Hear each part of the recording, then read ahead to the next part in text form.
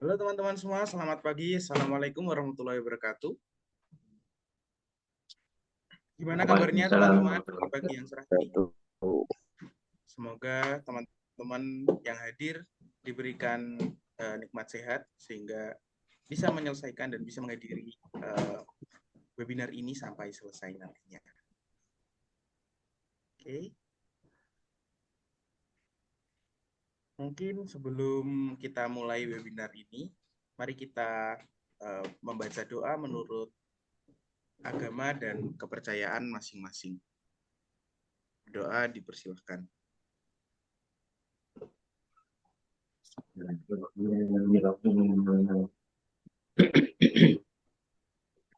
Oke, selesai.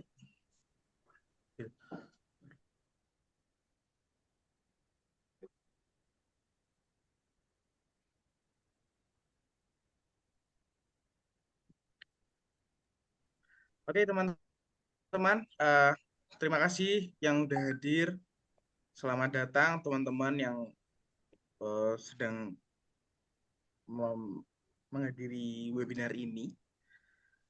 Pertama-tama kita panjatkan rahmat dan puji syukur pada Tuhan semesta alam sehingga kita bisa dipertemukan dalam webinar yang eh, berkesan ini, insya Allah.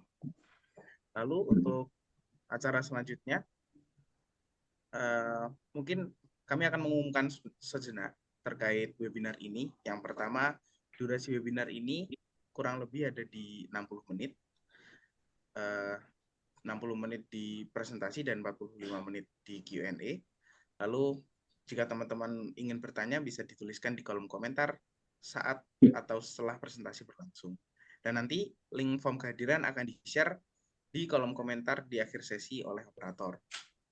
Nah, teman-teman bisa mengisi form kehadiran nantinya untuk mendapatkan sertifikat yang akan otomatis diperoleh via email setelah mengisi feedback dari webinar. Nah, teman-teman juga bisa follow untuk akun sosial media kita di YouTube, Instagram, dan TikTok di Akprin Official. Oke. Pertama-tama, mari kita dengarkan sambutan dari yang terhormat Bapak Dr. Edi Sutanta, STMkom. Bapak Edi, apakah sudah hadir? Oke, baik, Mas Arsad. Suara saya cukup jelas kan? Oke, siap. Waktu dan tempat dipersilakan. Monggo. Baik, terima kasih. Mohon izin ini bukan sambutan, menyapa saja. Bismillahirrahmanirrahim. Assalamualaikum warahmatullahi wabarakatuh. Selamat pagi, Waalaikumsalam. salam sejahtera buat kita semuanya. Pertama, terima kasih Mas Fernan Radi, Pak Fernan Radi, atas kesediaannya hari ini berbagi ilmu kepada kita semuanya. Di ilmu kalau dibagi tidak berkurang, katanya malah terus bertambah. Ini terima kasih. Semoga menjadi Amin, yang, amin. yang tidak terputus dari Pak Fernan.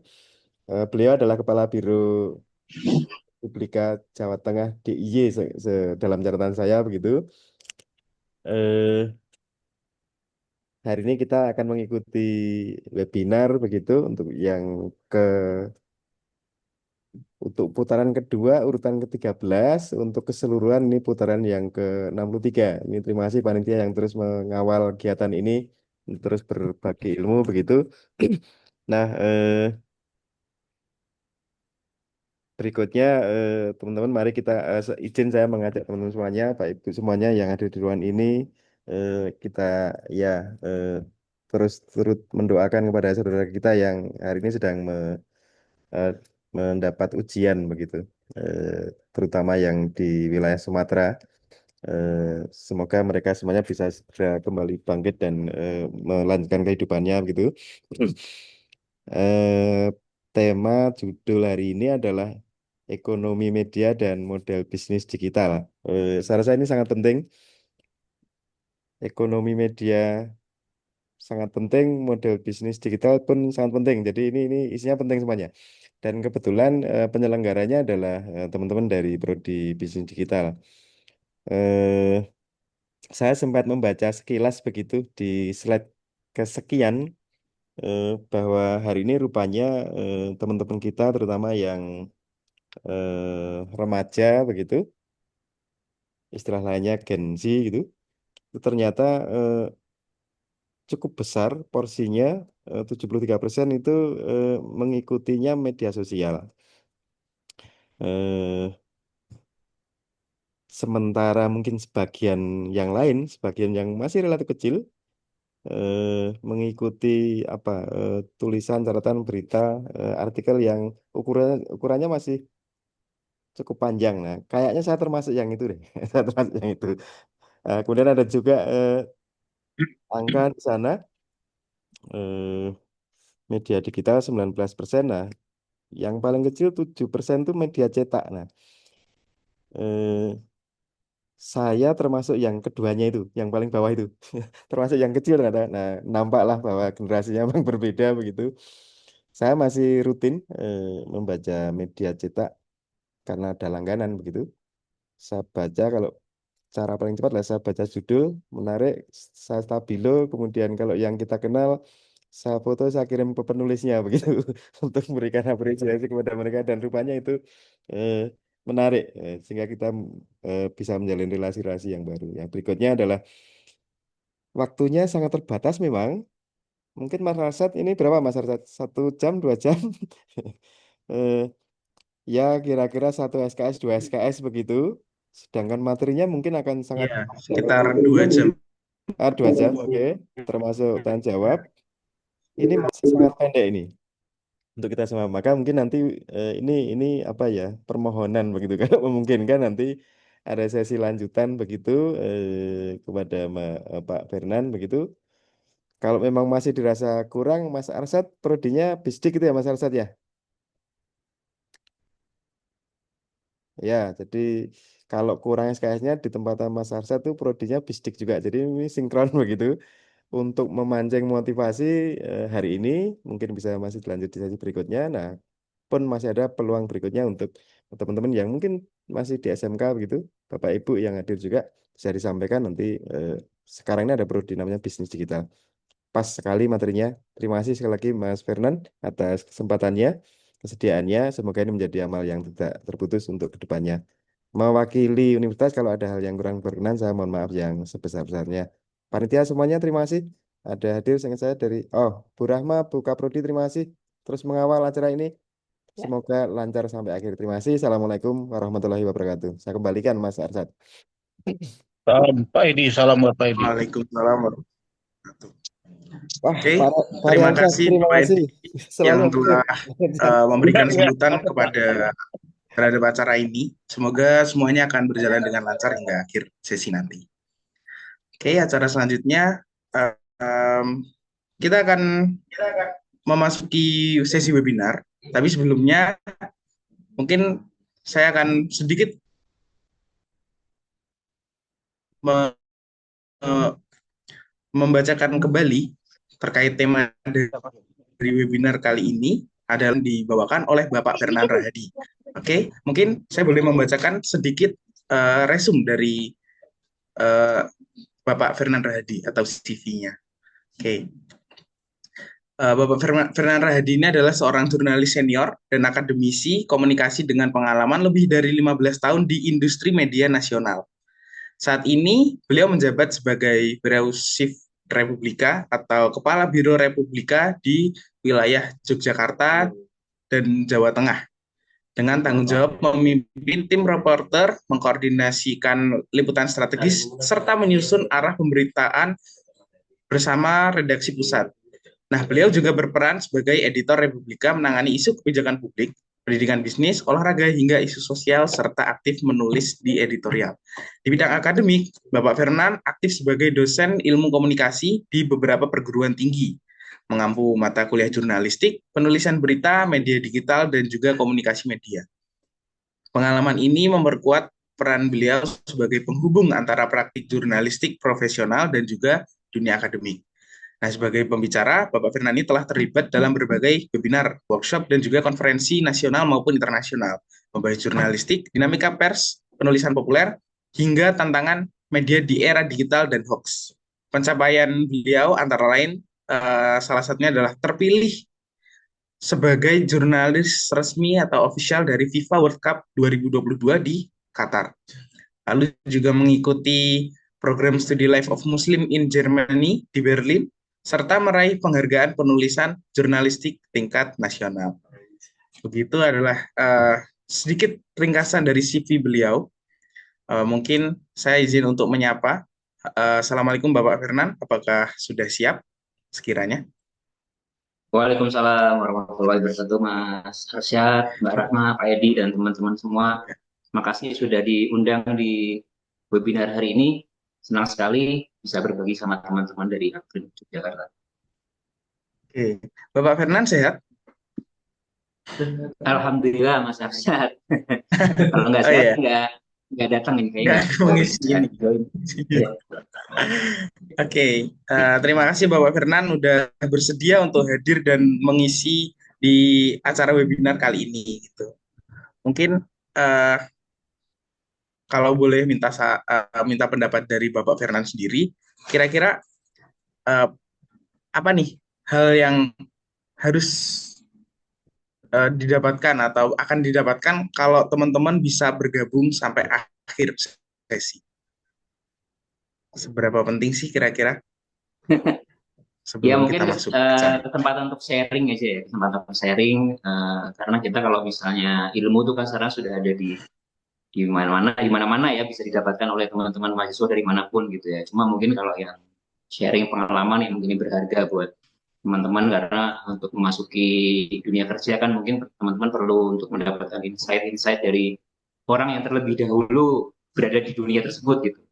Jadi ya harapannya nanti teman-teman bisa tanya banyak hal gitu ya. Apa yang mungkin nanti tidak disampaikan di presentasi bisa dilanjutkan di sesi tanya jawab untuk bisa memenuhi keinginan tahuan teman-teman gitu, Mas Arsad.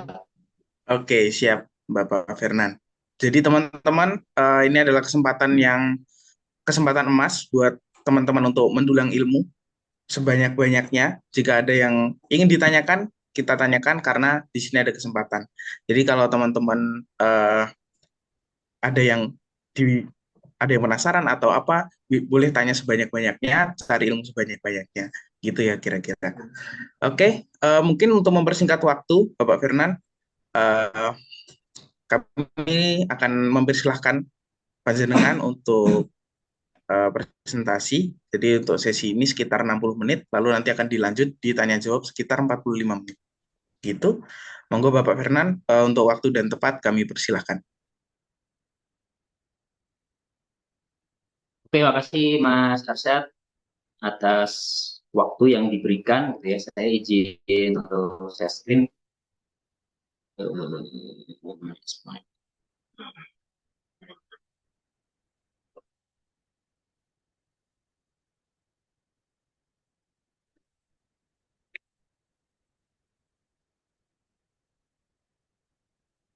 Apakah sudah terlihat, teman-teman? Mas Arsyad, untuk Sudah, Pak. sudah ya? Cuman Oke, masih dalam proses agak nge-lag di sini. Ya, udah mulai terlihat Pak share screen-nya. oke, sudah ya. Tapi ini jadi nggak kelihatan mukanya ya. Oke, udah terlihat Bapak Firnan. Insya Allah bisa dilanjutkan. Monggo.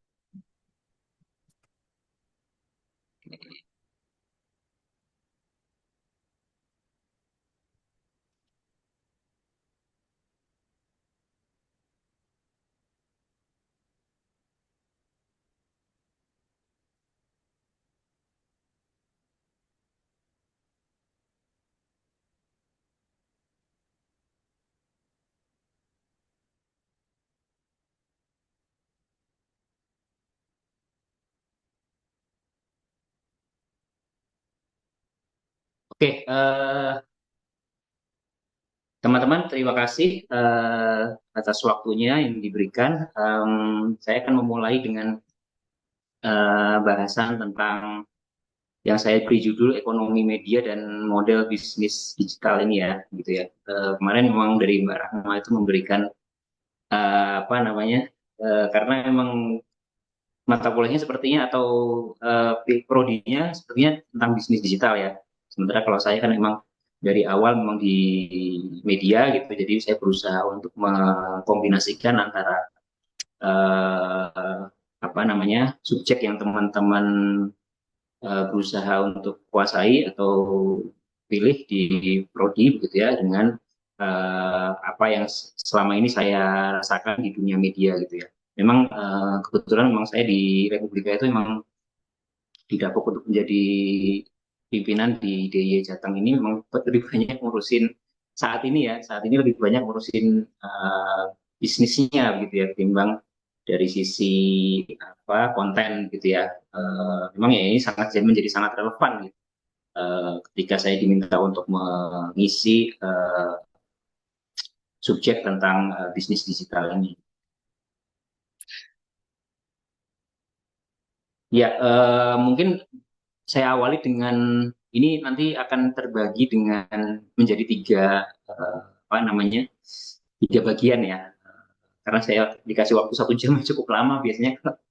Kalau ngisi itu paling 20 sampai 30 menit, tapi ini waktunya lumayan panjang ya. Jadi apa namanya, menjadi seperti kuliah ya. Saya akan menjadi 3 bagian. Yang pertama adalah terkait dengan lanskap media saat ini beserta tantangan-tantangannya yang tentu beda dari zaman 10-20 tahun yang lalu ya. Mungkin sejak zamannya Mbak Rahma masih kuliah beda banget gitu. Lanskap zamannya saya lulus kuliah juga sangat berbeda gitu ya. Dibandingkan dengan sekarang yang apa namanya sudah sangat beragam sekali ya jenis-jenis medianya gitu ya. Kemudian yang kedua adalah terkait dengan model bisnisnya. Nanti di pertengahan akan saya bahas tentang bisnis model yang dilakukan untuk menghadapi tantangan-tantangan yang dihadapi oleh media itu melalui berbagai macam bisnis model gitu. Ya. Yang sekarang itu sangat beragam juga gitu ya. Kalau dulu kan mungkin cuma misalnya kayak produk koran gitu ya, media berupa koran itu ya udah ada produk kemudian dijual di pasar gitu ya, uangnya masuk gitu ya, udah seperti itu aja, sesimpel itu gitu ya model bisnisnya. Tapi sekarang sudah nggak bisa seperti itu. Sekarang ada yang namanya apa namanya berbagai macam lah, ada advertising, kemudian itu mungkin di era 2000-an ya mulai muncul bisnis advertising, kemudian sekarang lebih macam lagi dengan keberadaan sosial media gitu ya. Kemudian macam-macam lah, nanti kita bahas di bagian kedua. Terus kemudian nanti di bagian ketiga akan kita bahas tentang contoh kasusnya gitu ya, studi kasus media-media mana aja sih yang sudah menerapkan bisnis model secara digital. Oke, kita mulai ya. Untuk di bagian pertama ini terkait dengan lanskap media saat ini ya, tadi seperti disebutkan oleh Pak Edi di awal gitu ya. Memang saat ini apa ya yang dinamakan media konvensional itu sudah sangat berubah gitu ya. Kalau dulu mungkin kita kan mengenal cuma ada cetak, radio, TV ya. Nah, sekarang sudah ada yang namanya online, dan online ini yang justru saat ini mendominasi di Indonesia khususnya ya. Bahkan sekarang mungkin yang namanya media online itu juga sudah mulai berkurang juga ya, karena sekarang kemunculan yang dinamakan homeless media atau media tanpa yang tidak memiliki platform. Ya, seperti yang saya sekarang mungkin banyak teman-teman tahu, ada Vokatif, ada kalau di Jogja ada namanya Pandangan Jogja gitu ya, ada juga namanya apa Bapak-bapak ID atau yang lain-lain gitu ya, yang kemunculannya itu hanya ada di platform-platform media sosial seperti Instagram, seperti di Facebook gitu ya. Ada juga di Jogja itu namanya kalau di Instagram ya ada Merapi Uncover gitu ya. Itu juga hanya ada di Instagram. Kemudian kalau di Facebook mungkin ada juga info Jegatan Jogja, itu kan juga ya, ibaratnya itu mereka adalah media homeless gitu ya, atau media yang tidak punya platform sendiri gitu ya. Artinya dia hanya menumpang platformnya orang lain untuk menjalankan bisnisnya atau menjalankan pekerjaannya gitu. Nah, sekarang di Indonesia itu kalau menurut catatan Dewan Pers itu yang paling banyak itu adalah media online gitu ya, dengan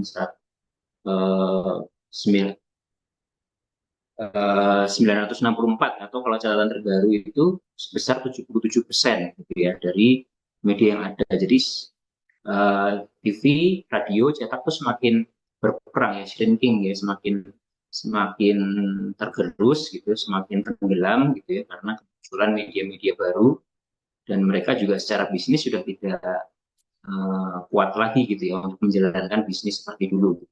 Karena ya mungkin terkait dengan mahalnya operasional ya, SDM gitu ya.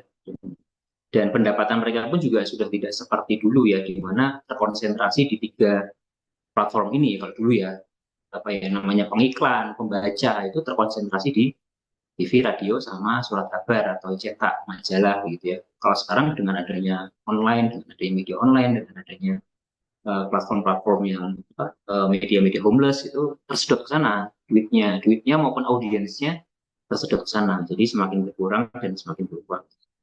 Mau nggak mau media-media ini harus beradaptasi gitu ya.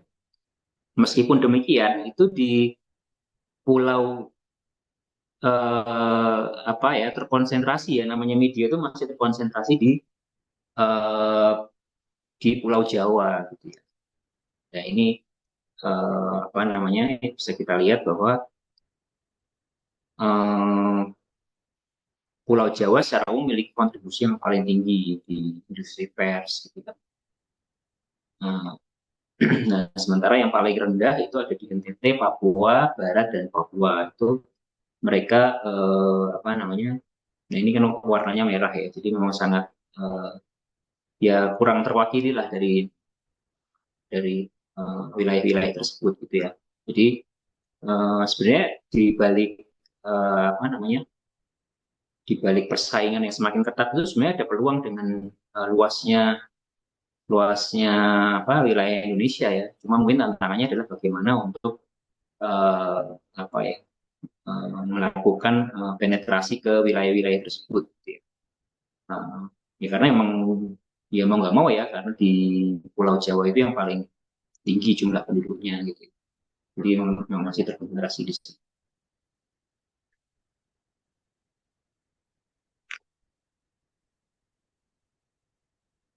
Nah, kemudian emang apa namanya, salah satu penyebab turunnya media-media konvensional tadi adalah perilaku audiens gitu ya, perilaku pembaca surat kabar. Itu mungkin kita yang dulunya mungkin 10-20 tahun yang lalu masih terbiasa membaca surat kabar, mungkin sekarang lebih suka untuk scroll Instagram, scroll feeds atau scroll story di Instagram gitu ya, atau story di TikTok gitu ya.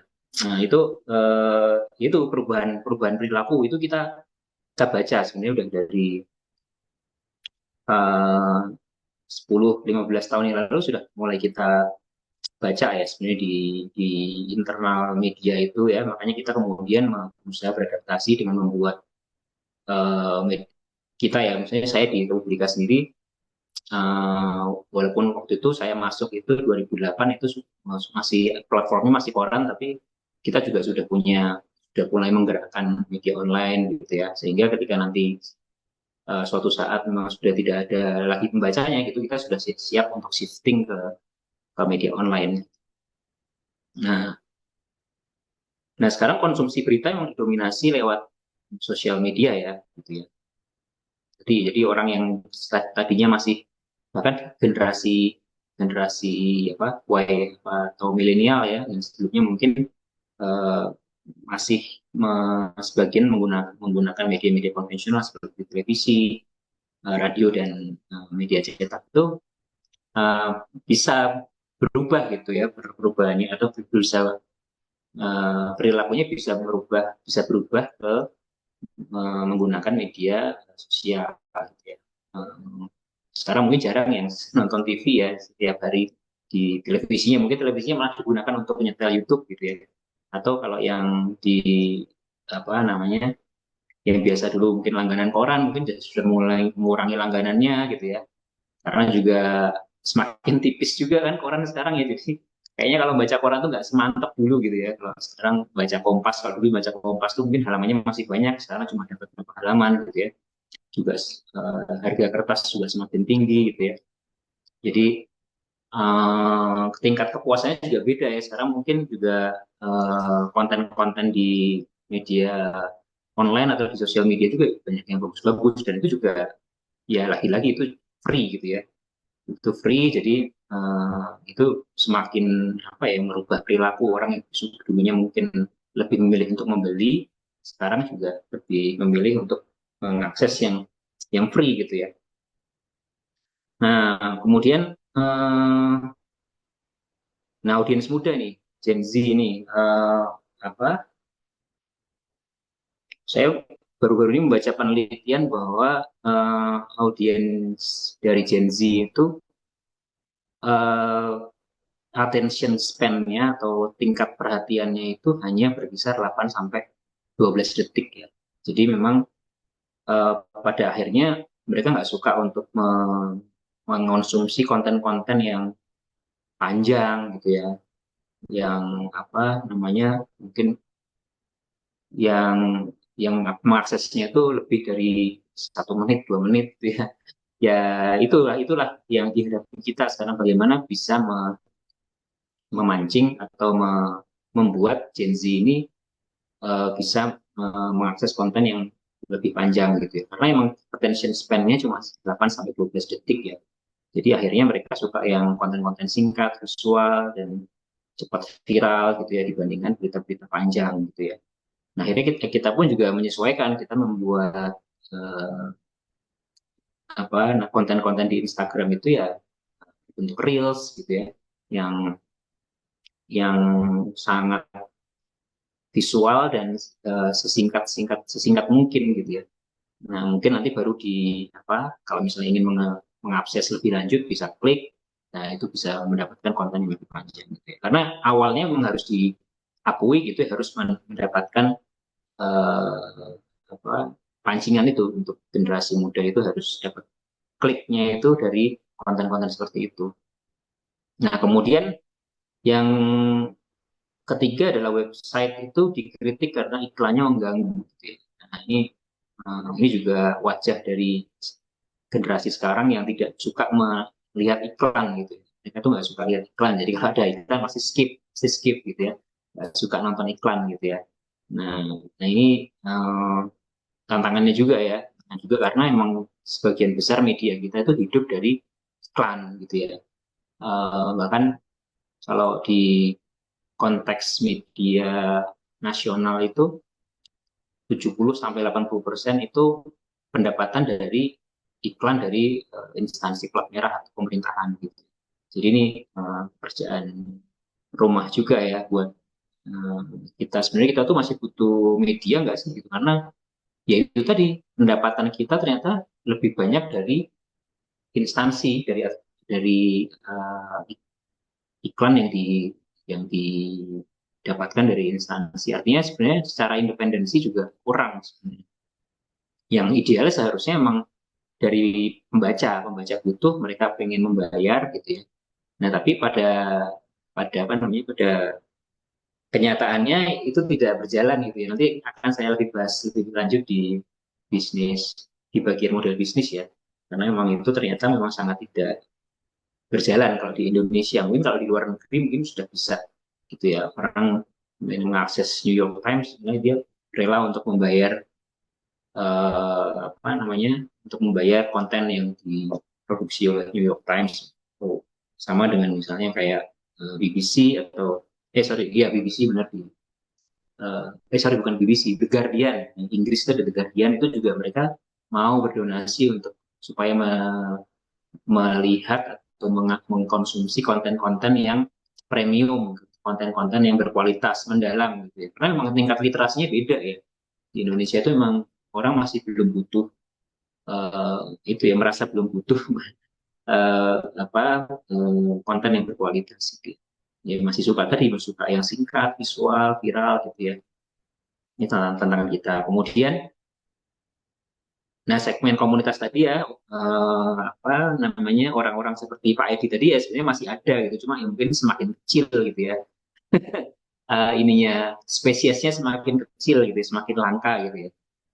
Jadi masih ada ya. Ini yang berusaha kita pertahankan atau kita apa ya, kita sasar, uh, kita jaga gitu ya, komunitas apa ya, komunitas dan institusi ya, institusi pendidikan gitu ya. Makanya kita sering menjalin kerjasama dengan institusi pendidikan ya, karena itu kita berusaha menjaga nih, jangan sampai ini orang-orang yang suka baca ini menghilang dari muka bumi gitu. Kalau enggak ya ya udah itu selesai, nggak ada lagi media yang berkualitas gitu ya. Ya itu tadi ya, ya kita di kebutuhannya itu, kalau misalnya udah nggak ada yang baca ngapain ada media gitu ya. Ya lagi-lagi ini kan demi demi apa ya, eh, eh, motif-motif atau visi yang lebih besar ya, seperti itu. Nah, kemudian sekarang ini kondisi periklanan juga sudah tidak seperti dulu ya. Saat ini memang ada dilema gitu ya, di dalam industri periklanan ya, orang-orang agensi itu juga bingung gitu. Ya, mereka ingin menjual ya, membantu menjualkan produk misalnya, itu bagusnya di mana sih gitu ya? Di media cetak kah, di TV kah, atau di online kah, atau di sosial media kah gitu ya? Ini ada kegamangan di situ ya. Nah, eh, nah terus kemudian secara secara signifikan itu turun banget ya setelah pandemi gitu ya. Eh, banyak banyak banyak agensi tutup, kemudian itu juga media cetak, media radio semakin ini semakin lemah gitu ya. Eh, dan itu tadi ada kegamangan gitu tadi. Jadi masih mereka belum yakin 100% untuk masuk ke sosial media gitu ya. Belum yakin 100% masuk ke homeless media gitu. Cuma ya kalau nggak ke mereka ya nggak ada pilihan lagi, karena media-media konvensional udah pada melemah atau bahkan banyak yang tutup gitu ya, gulung tikar gitu ya. Nah akhirnya ya ini apa namanya, yang diuntungkan adalah seperti kayak influencer, kayak content creator gitu ya. Mereka dengan harga yang murah sekali gitu ya, jauh dibandingkan dengan harga media massa konvensional gitu, bisa mengiklankan sebuah produk ya dengan harga yang sangat murah sekali gitu ya. Misalnya masuk ke media cetak misalnya dibanderol 100 juta misalnya di halaman depan gitu ya. Mungkin dengan influencer atau dengan content creator mungkin bisa di angka di bawah 10 juta gitu. Jadi memang jauh sekali. Dia no wonder kalau media-media cetak udah tutup gitu ya, karena itu tadi semakin semakin berkurang ya pendapatan dari sisi periklanan ini. Nah, kemudian eh, ya digital ads tadi ya. Kemudian yang kedua adalah ini brand secara secara ini juga lebih memilih kolaborasi dengan kreator ya, karena lebih murah tadi ya. Kemudian juga iklan konvensional masih digunakan tapi terbatas pada pemain besar dan segmen tua gitu ya. Nah, muncul yang namanya homeless media yang sebenarnya nggak ada legalitasnya, belum ada aturannya sebenarnya di undang-undang itu, belum ada. Makanya mereka bebas-bebas saja mau bikin konten seperti apa gitu ya. Nah ini ya lagi-lagi ini regulasi menjadi menjadi menjadi hal yang sangat berperan gitu ya di sisi ini gitu ya. Bagaimana sih keberpihakan pemerintah terhadap media gitu ya. Kalau misalnya mereka tidak memberikan eh, regulasi kepada homeless media ya jelas eh, tidak imbang permainannya gitu ya. Menjadi ya tadi saya contohkan misalnya mereka bebas untuk menjual slot ya, di slot iklan di media tersebut dengan harga yang jauh lebih murah gitu ya, nggak ada iklim persaingan di situ ya, jadi sangat ya jelas media konvensional jelas jelas kalah gitu ya, karena itu tadi mereka mereka melakukan tugas jurnalistik yang proper gitu ya, dengan tim yang mungkin banyak gitu ya. Beda cuma dari konten kreator yang cuma asal comot sana comot sini gitu ya. Walaupun nggak semua kreator kan kayak gitu ya, cuma kebanyakan kan seperti itu gitu ya. Nah, nah jelas itu produksinya lebih murah ketimbang yang media konvensional yang membuat liputan yang serius, liputan yang mendalam gitu ya, berkualitas gitu. Tapi secara regulasi tidak diuntungkan gitu ya oleh pemerintah gitu, dianggap sama gitu sama media homeless gitu ya. Jadi ya jadinya tadi itu semakin semakin langka ininya jumlahnya.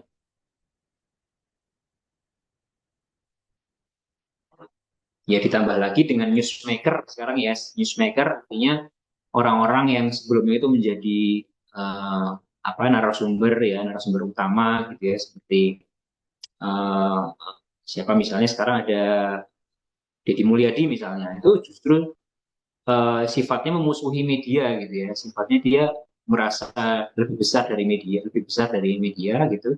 Nah ini dia merasa bisa membuat konten-konten sendiri dengan key opinion leadernya sendiri gitu ya, dengan konten kreatornya sendiri. Nah akhirnya dengan kebijakan yang dia punya kebijakan, itu misalnya dulu misalnya di Pemprov Jawa Barat itu kan selalu setiap tahun menganggarkan budget iklan untuk media sebesar misalnya 20% dari anggaran misalnya. Itu sekarang dihilangkan sama dia atau diturunkan menjadi hanya 5%. Nah itu terus itu jelas menjatuhkan atau me- menghilangkan, mematikan media-media yang ada di Jawa Barat gitu ya. Itu sudah menjadi isu juga di sana. Sama juga di ya yang lain pun juga sama gitu ya. Jadi memang itu tadi eh, karena adanya disrupsi digital ini, jadi eh, para newsmaker ini membuat medianya sendiri gitu, membuat media, dan itu juga belum ada aturannya juga gitu. Jadi aturan mainnya masih abu-abu gitu ya, masih tidak jelas gitu ya. Jadi sebenarnya kan seharusnya kalau media itu ya uh, sudah ada aturannya gitu ya, bagaimana sih membuat sebuah konten jurnalistik gitu. Siapa sih yang disebut sebagai jurnalis itu kan sebenarnya sudah ada aturannya, tapi karena ini sekarang semuanya bisa bikin, ya akhirnya ini tadi uh, menjadi abu-abu dan persaingannya jadi tidak berimbang gitu ya. Nah,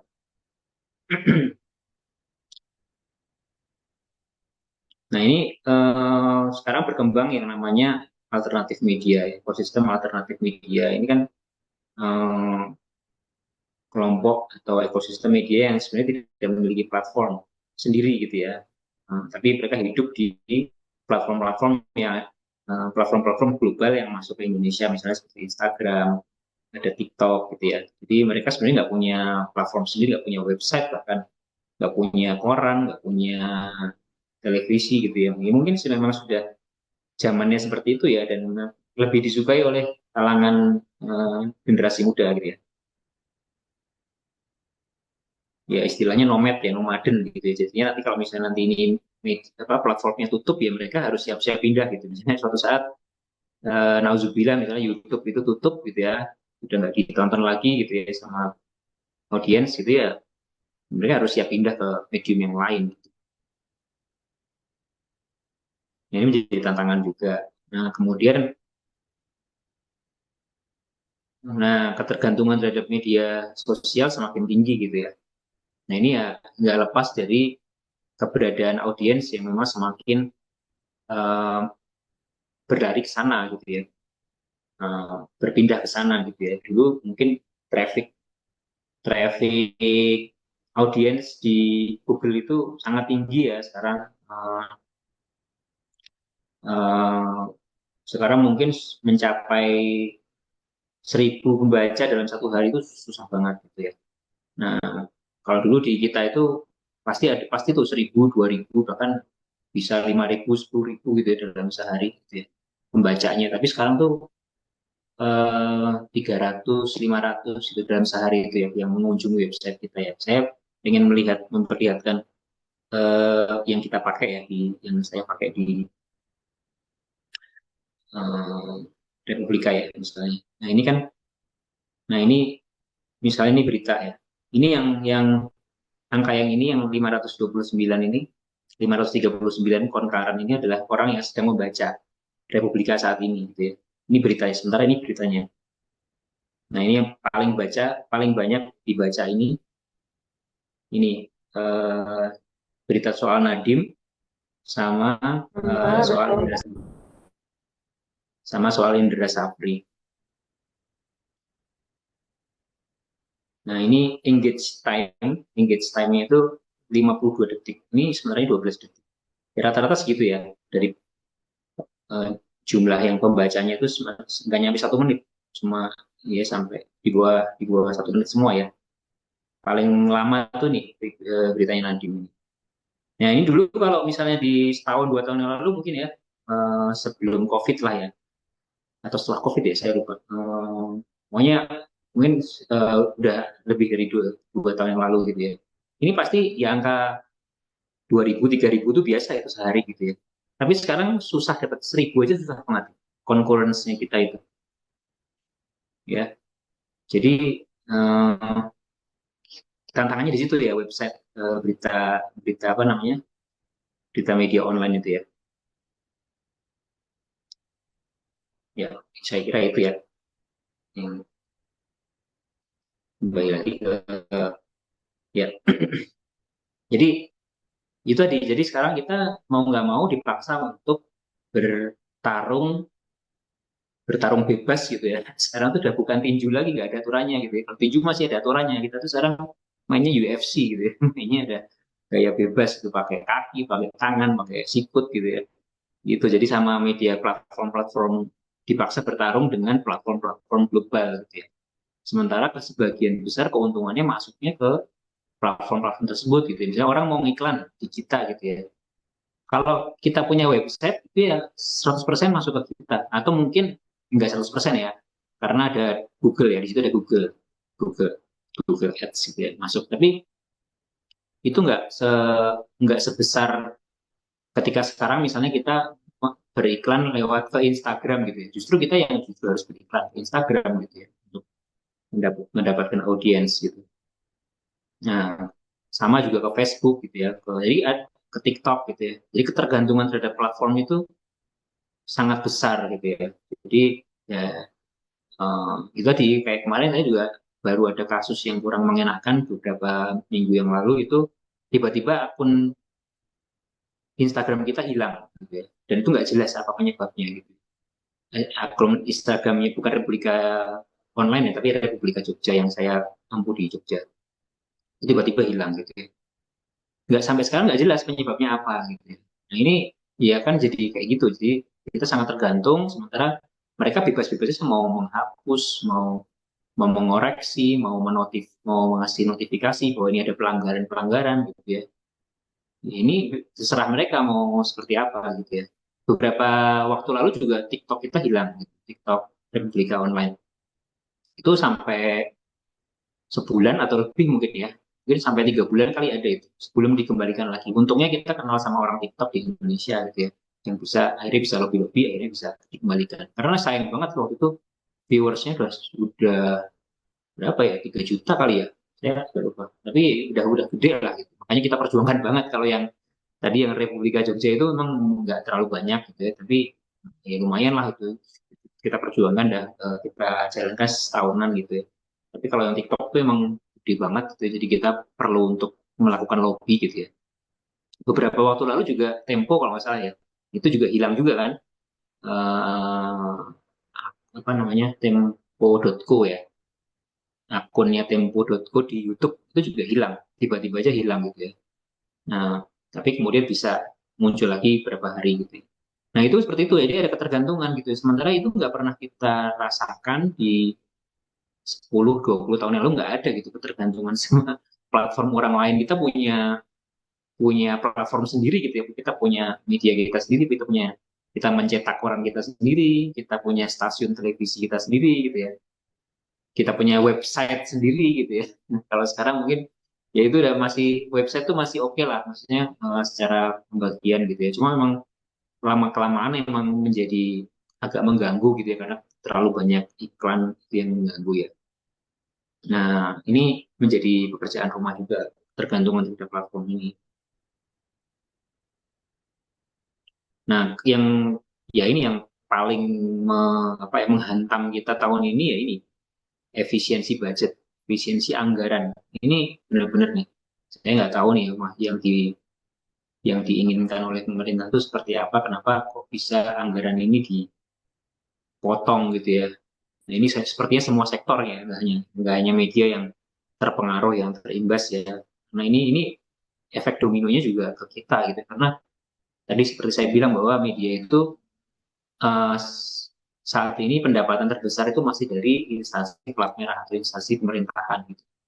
Jadi ya kalau ini sampai hilang atau sampai terpotong gitu ya ini bisa memicu gelombang PHK lagi kalau misalnya. Dan itu biasanya imbasnya nggak dalam waktu sebulan 2 bulan, tapi bisa dalam waktu lebih lama ya. Kayak waktu COVID itu kan kita nggak langsung PHK, waktu itu nggak langsung ada gelombang PHK kan, waktu COVID itu masih bertahan. Tapi begitu selesai COVID, 2-3 tahun itu mulai pertumbangan media-media. Nah, terakhir kemarin CNN, ada juga Sindo, kemudian banyak lah gitu ya, yang sudah mulai menutup menutup kantornya di daerah-daerah, kemudian menjadi fokus di mana homeless media atau lebih fokus ke di tingkat pusat lagi. Ya. Nah, ini juga yang tadi saya sebutkan bahwa terjadi penurunan jumlah page views atau traffic ya, tadi yang seperti saya contohkan di website kami tadi ya. Jadi yang dulu tuh mungkin mudah ya mendapatkan viewers gitu ya, tapi sekarang susah banget. Bahkan berita-berita yang bagus pun juga ternyata mereka nggak memancing audiens gitu, nggak seperti dulu ya. Makanya kan dulu rajin banget media itu membuat berita-berita clickbait gitu ya. Karena itu tadi gitu ya. Karena memancing untuk klik, memancing views gitu ya. Tapi sekarang sudah nggak berlaku gitu. Bahkan kemarin saya ngobrol sama wartawan Tribun Jogja itu, salah satu pimpinan di Tribun itu, mereka sudah menganggap bahwa eh, mereka akan mulai dari nol. Artinya apa yang mereka lakukan selama ini kan terbukti berhasil ya. Tribun itu kan seperti kayak tuyulnya Kompas Gramedia ya sebenarnya. Jadi sebenarnya Kompas itu Gramedia itu besar karena itu pekerjaan dari tuyul-tuyul seperti itu, Tribun itu. Karena mereka yang cari duit, Tribun itu tuyulnya Kompas. Jadi Tribun itu yang bertugas untuk mencari duit, Kompas yang manen gitu. Nah, apa namanya, Tribun mulai tahun ini sudah punya strategi untuk mulai dari nol. Jadi sebelumnya mereka berhasil dengan sistem page views, traffic itu mereka berhasil. Mereka membuat terobosan yang namanya membuat yang satu halaman menjadi berita yang sebenarnya cuma cukup satu halaman, kemudian jadi 2 halaman, jadi 3 halaman, 4 halaman, halaman ya untuk memancing klik itu sebelumnya berhasil ya. Sebelumnya sangat dipandang sangat berhasil meskipun saya sebagai pembaca pembaca apa ya sebelumnya pembaca buku, pembaca koran itu ya terganggu sebenarnya kalau dengan klik terlalu banyak klik gitu ya, apalagi muncul iklan lagi, nutupin iklan lagi gitu ya. Tapi ternyata itu secara bisnis berhasil buat Tribun di zaman itu ya. Tapi sekarang ternyata sudah tidak berhasil lagi, sudah tidak, karena sudah landscape-nya sudah berbeda lagi ya. Sekarang sudah landscape-nya lebih banyak di sosial media gitu ya, pembaca beralih ke sana gitu. Akhirnya mereka melakukan reorientasi ya, melakukan strategi ulang gitu ya, membuat strategi baru lagi gitu ya, dan memilih untuk tidak lagi mengejar page views gitu ya.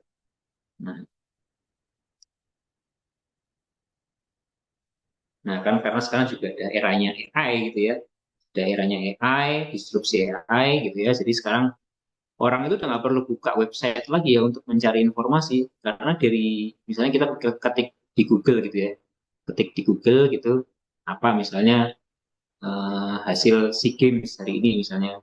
Nah itu sudah muncul di paling atas itu di apa AI-nya Google apa sih namanya Gemini ya, Gemini, Gemini itu rangkuman dari apa yang mereka rangkum dari yang dirangkum oleh AI itu ke berbagai macam website mungkin. Gitu. Nah ini sepertinya ini yang akan di apa ya dipakai gitu ya nanti ke depannya gitu ya bagaimana nanti harus ada semacam deal-dealan gitu ya semacam kerjasama gitu ya dengan karena mau nggak mau AI itu seharusnya kan bisa mereka kan ini ya mereka kan mendapatkan informasi itu kan nggak dari mereka sendiri gitu ya artinya mereka crawling ke media-media juga gitu ya nah itu harusnya nanti harus ada aturannya itu nah ini kita sedang menunggu itu gitu harusnya ini nanti dalam waktu ya setahun 2 tahun ini seharusnya akan ada aturannya gitu kan ini kita kita berharap kita eh, ya tapi kita nggak bisa berharap terus menerus ya pokoknya kita harapannya ke depan ya ini harus ada semacam kerjasama gitu karena AI itu kan nggak mungkin berdiri sendiri nggak mungkin mendapatkan informasi itu secara sendiri gitu ya mereka juga uh, mengumpulkan informasi dari media-media juga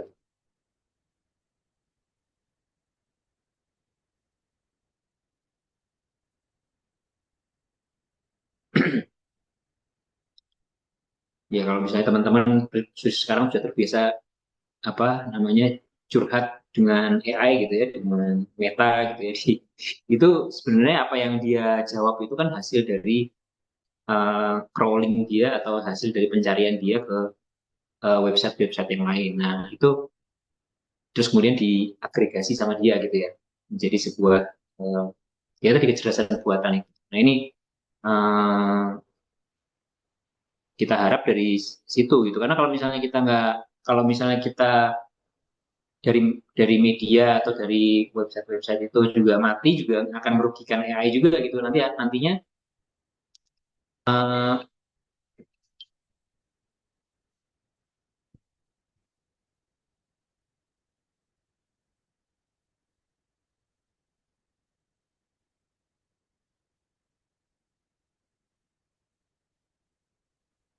uh, ya karena itu tadi database mereka juga nantinya akan ini juga kan akan tidak dalam juga gitu ya, tidak tidak akurat juga gitu kalau misalnya nanti media-media hilang. Dan ini kita yakini bahwa dalam waktu dekat ini akan ada gitu, akan ada semacam kolaborasi itu dengan perusahaan-perusahaan AI itu. Ya itu harapannya menjadi model bisnis yang baru lagi. Nah ini juga tantangan terakhir ya dari media-media ini sangat banyak PHK gitu dan ya di tempat kami juga menjadi salah satu contohnya juga kita yang dulu punya karyawan 400 sekarang tinggal 100 gitu ya jadi sudah berkurang menjadi seperempatnya saja dari tapi waktu 400 itu emang masih berbentuk surat kabar sih gitu jadi memang ada mengurangi yang namanya cetak gitu ya mengurangi yang namanya tim percetakan mengurangi tim layout tim desain gitu ya nggak ada lagi itu sekarang digantikan nah ini sebenarnya kalau boleh jujur sebenarnya mereka tuh apa ya PHK itu sebenarnya kalau saya boleh jujur ya melihat dari fenomena ini sebenarnya bukannya mengurangi sebenarnya tapi sebenarnya menggantikan gitu ya. Jadi teman-teman mahasiswa teman-teman generasi muda juga nggak perlu khawatir karena kalau misalnya teman-teman menguasai teknologi gitu ya mau karena sekarang digital native ya teman-teman digital native ya dari bayi cengar itu keluar dari rahim ibu itu sudah mengenal yang namanya teknologi. Jadi sebenarnya lebih apa? Lebih menguasai teknologi dari generasi yang sebelumnya gitu ya. Saya ngelihat sendiri kok kalau misalnya teman-teman tuh membuat apa gitu, membuat presentasi atau membuat yang terkait sama teknologi itu cepat sekali gitu ya, membuat video misalnya, membuat konten video gitu cepat sekali. Jadi sebenarnya sifatnya itu menggantikan gitu ya, bukan bukan kemudian ini akan berkurang terus-menerus, tapi sebenarnya menggantikan. Karena yang saya alami sendiri di media eh, itu tadi, jadi yang dikurangin itu adalah ya orang-orang yang sudah tidak relevan lagi gitu ya dengan perkembangan zaman gitu ya. Misalnya di tempat kami itu yang diperkuat adalah tim sosial media. Sekarang mungkin cuma ada 10 orang ya, di bawah 10 orang mas tim sosial media gitu. Tapi saya yakin ini akan terus terus berkembang, bertambah gitu ya. Karena kebutuhannya juga semakin besar gitu ya untuk dari apa namanya sisi perusahaan sendiri membutuhkan eh, digital talent ini semakin besar. Jadi sebenarnya sifatnya menggantikan, bukan apa ya. Kemudian nanti nggak akan ada pekerjaan itu enggak. Karena sebenarnya dengan skill yang teman-teman generasi muda itu bawa, gitu ya, ditambah lagi dengan misalnya dengan kemampuan kognitif yang dapat dari perguruan tinggi itu, saya yakin masih akan ada harapan ya di masa depan. Walaupun sekarang memang eranya tuh masih baru eranya PHK ini ngurangin ngurangin apa ya ini orang-orang yang mungkin sudah dianggap tidak, yang mungkin juga selain faktor usia juga skillnya mungkin sudah terbatas gitu ya. Sebenarnya kalau anak muda kan lebih agile gitu ya, juga bisa untuk sekarang itu di tempat kami yang namanya reporter dulu kan cuma nulis aja ya, cuma nulis aja, cari berita, nulis, kirim, udah selesai kerjanya kayak gitu gitu. Kalau sekarang nggak bisa gitu, harus bisa bikin konten, harus bisa ngedit, harus bisa apa namanya apa kayak anchor gitu di depan kamera gitu ya. Jadi beritanya itu nggak cuma sebatas tulisan gitu ya, tapi juga multi platform gitu ya, dalam bentuk visual juga gitu, dalam bentuk suara gitu ya. Jadi emang kayak gitu. Jadi dicari talent-talent yang seperti itu ya. Dan saya yakin teman-teman generasi muda lebih jago lah gitu. Karena sudah terbiasa dengan dari kecil. Nah, kemudian kita masuk ke model bisnis ya. Kita masuk ke model bisnis. Eh, plus minusnya ini. Waktunya masih ya. Ini sudah berapa menit ya? 30 menit sudah ada. Atau udah lebih. Nanti kalau lebih saya cepat gitu ya. Oke,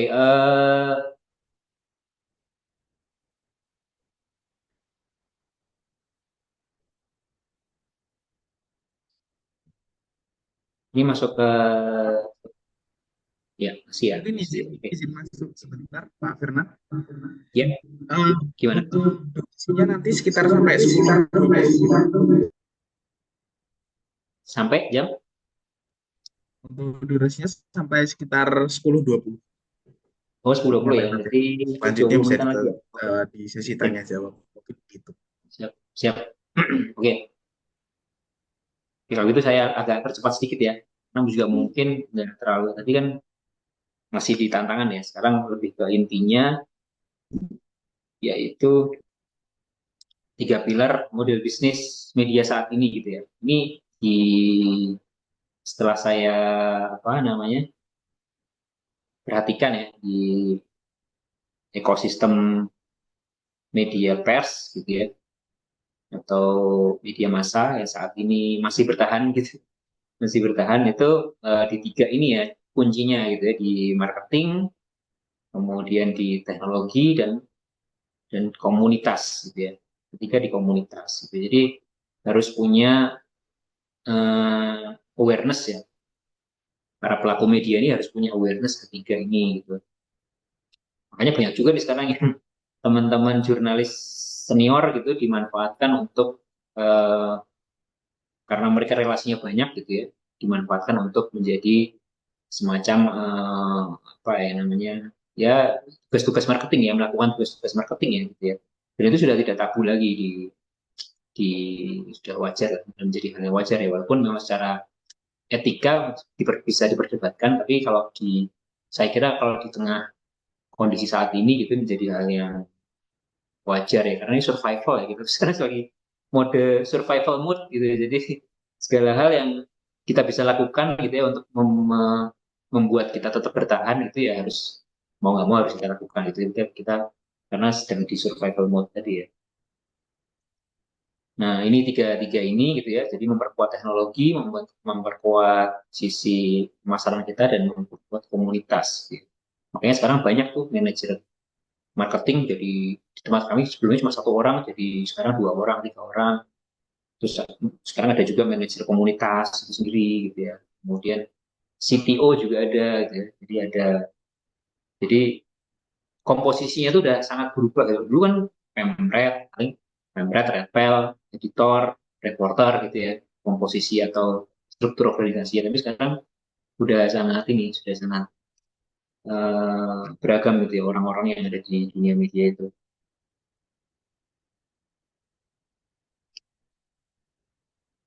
Oke.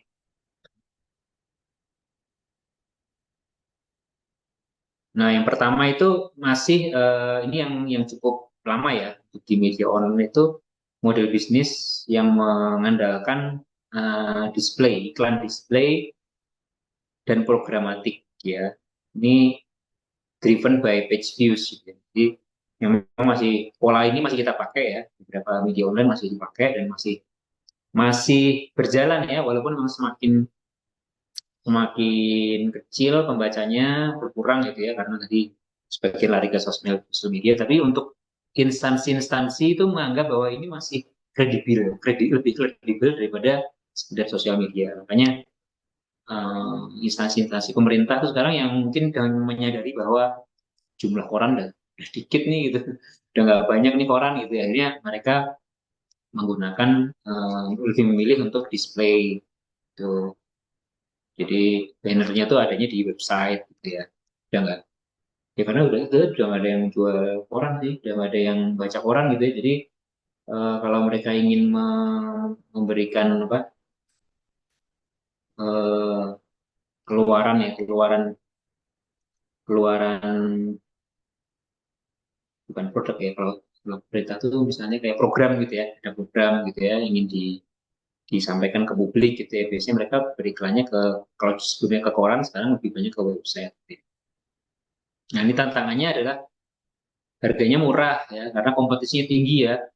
Kalau di zaman koran kan koran tuh cuma beberapa ya yang yang sanggup gitu ya membuat platform media cetak itu kan beberapa aja. Tapi sekarang kalau yang membuat media online itu bisa banyak banget gitu ya. Jadi harganya jadi sangat murah gitu. Kita nggak bisa menjual sama dengan menjual iklan di koran gitu ya. Bisa mungkin ya tadi seperempatnya mungkin ya, seperempatnya gitu. Nah, sangat bergantung pada klik dan pada volatilitas algoritma platform gitu ya. Jadi ibarat itu udah red ocean, udah red ocean ya, ibaratnya udah terlalu banyak ikannya, udah terlalu banyak pemainnya di situ. Gitu. Udah nggak blue ocean lagi. Kalau kalau red ocean itu udah lautnya itu udah berwarna merah atau sudah terlalu banyak ikan, pemainnya sudah terlalu banyak. Jadi kita mau mengandalkan ini sebenarnya udah nggak ini lagi, udah kurang menjanjikan lagi karena sudah terlalu banyak pemain gitu ya di situ.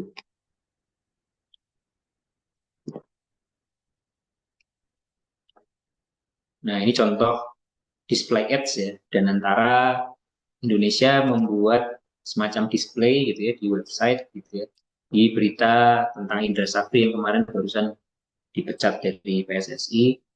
Itu iklannya seperti ini, menggandeng BRI ya, BRI kan masuk di antara ya, ini iklan BRI dan. Nah, kalau ini iklan programatik ya, jadi kayak gini nih bisa apa namanya, bisa muncul ya, kadang-kadang memang mengganggu sih gitu karena iklannya sangat nggak ini ya, tapi ya ini yang iklan-iklan seperti ini yang dari pihak ketiga yang ya itu tadi, jadi eh, mereka beriklannya ke Google, sebenarnya mereka beriklan ke Google dan Google itu nanti membayar kita gitu. Jadi memberi pihak ketiga, nggak direct kita gitu, nggak apa, bukan iklan direct ya. Kalau tadi kan misalnya kayak di antaranya kan direct, display ads itu direct, advertorial itu direct ke kita gitu. Jadi mereka langsung datang ke kita untuk menawarkan iklan gitu, menawarkan iklan display ads. kita juga yang menawarkan mereka, tapi uh, timbal balik ya dua arah gitu ya.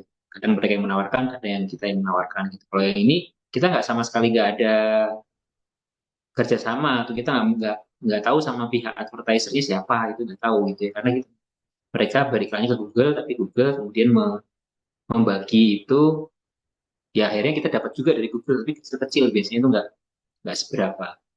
Tapi kadang-kadang sangat mengganggu gini karena memang apa ya, secara value itu nggak bisa kita kontrol. Itu kadang-kadang ada iklan apa yang nggak tentang obat penguat gitu-gitu, yang nggak apa, yang sebenarnya tidak sesuai dengan value kita gitu ya, nggak bisa kita kontrol. Jeleknya di situ sih.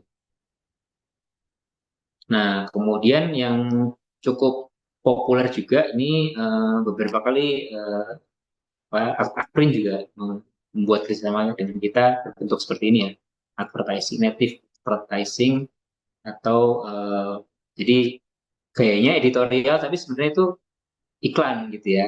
Ini media mengemasnya dengan bahasa yang dibuat seolah-olah bukan pesanan, tapi sebenarnya itu adalah pesanan. Ini udah wajar gitu ya, nggak cuma Akprin ya, dari UAD, dari Unisa, klien-klien kita itu dari UGM, dari UMY, semua lah, dari semua kampus juga melakukan ini gitu ya. Nah ini tantangannya adalah menjaga bagaimana kepercayaan pembaca itu nggak hilang gitu. Suatu hari kok iklannya Akprin banyak banget nih gitu. Artikel tentang Akprin suatu hari ada 3 nih tulisan dari Mbak Rahma sama siapa kemarin siapa kemarin Mbak ya Pak sih. Nah itu dalam sehari bisa misalnya ada 3 sampai 4 gitu. Jadi dijaga kontennya, kalau bisa kita jaga gitu, kita atur supaya nggak dalam 1 hari bisa iklannya bisa salah satu institusi gitu ya. Nah kemudian sebenarnya ada wajib label advertorial. Nah cuma ini kan banyak kan nggak suka nih kasih label kayak gitu gitu, pengennya seolah-olah organik gitu ya, seolah-olah organik. Jadi ini benar-benar memiliki nilai berita. Nah ini isunya adalah tergantungan tadi gitu, kita jadi ketergantungan sama instansi tertentu gitu ya. Ini yang menjadi resiko dari sisi media, dari sisi kita itu ada isu itu gitu. Ya, kalau misalnya tahun depan Akprin nggak iklan lagi gimana gitu ya, nanti kita kehilangan pemasukan gitu kan, gitu. Nah ini seperti ini contohnya ya. Mungkin ini agak terlalu vulgar juga ini. Saya kasih contoh, tapi banyak juga model-model artikel yang soft banget ya. Soft gitu ya. Tidak ya, soft selling gitu ya. Jadi ibaratnya nggak kentara gitu, penjualannya nggak kelihatan jualan banget gitu. Kalau ini sebenarnya pengen membranding sebuah institusi, misalnya Akprin ya, pengen branding Akprin gitu ya. Tapi pengennya nggak kelihatan jualan gitu. Pengennya ini benar-benar program, ini benar-benar punya nilai berita tinggi gitu. Tapi banyak juga yang seperti ini, yang sangat memperlihatkan motor, memperlihatkan brand gitu ya. Terus kemudian judulnya juga sangat bombastis gitu ya, tidak pernah gagal produk ini, bang, justru membuat hal yang memancing perhatian pembaca gitu ya. Nah kemudian yang ketiga ini platform monetization. Nah ini makanya banyak media sekarang membuat konten-konten gitu ya di medsos gitu ya. Nah karena itu semakin banyak kita membuat konten di YouTube, di Instagram, itu kita akan mendapatkan ibaratnya kayak bagi hasil dengan si platform itu gitu ya. Tentunya kalau sudah mendapatkan ini ya tingkatan tertentu ya, misalnya kayak centang biru atau udah punya bintang berapa gitu ya, itu baru bisa kita dapat iklan dari, atau kita dapat bagi hasil dari si platform tersebut gitu ya. Tapi tantangannya lagi-lagi ya itu tentukan sama algoritma. Kalau misalnya algoritmanya nggak main di apa yang kita ini, ya akhirnya nggak ke nggak dilihat juga sama audiens gitu kan. Jadinya viewersnya juga nggak banyak gitu ya.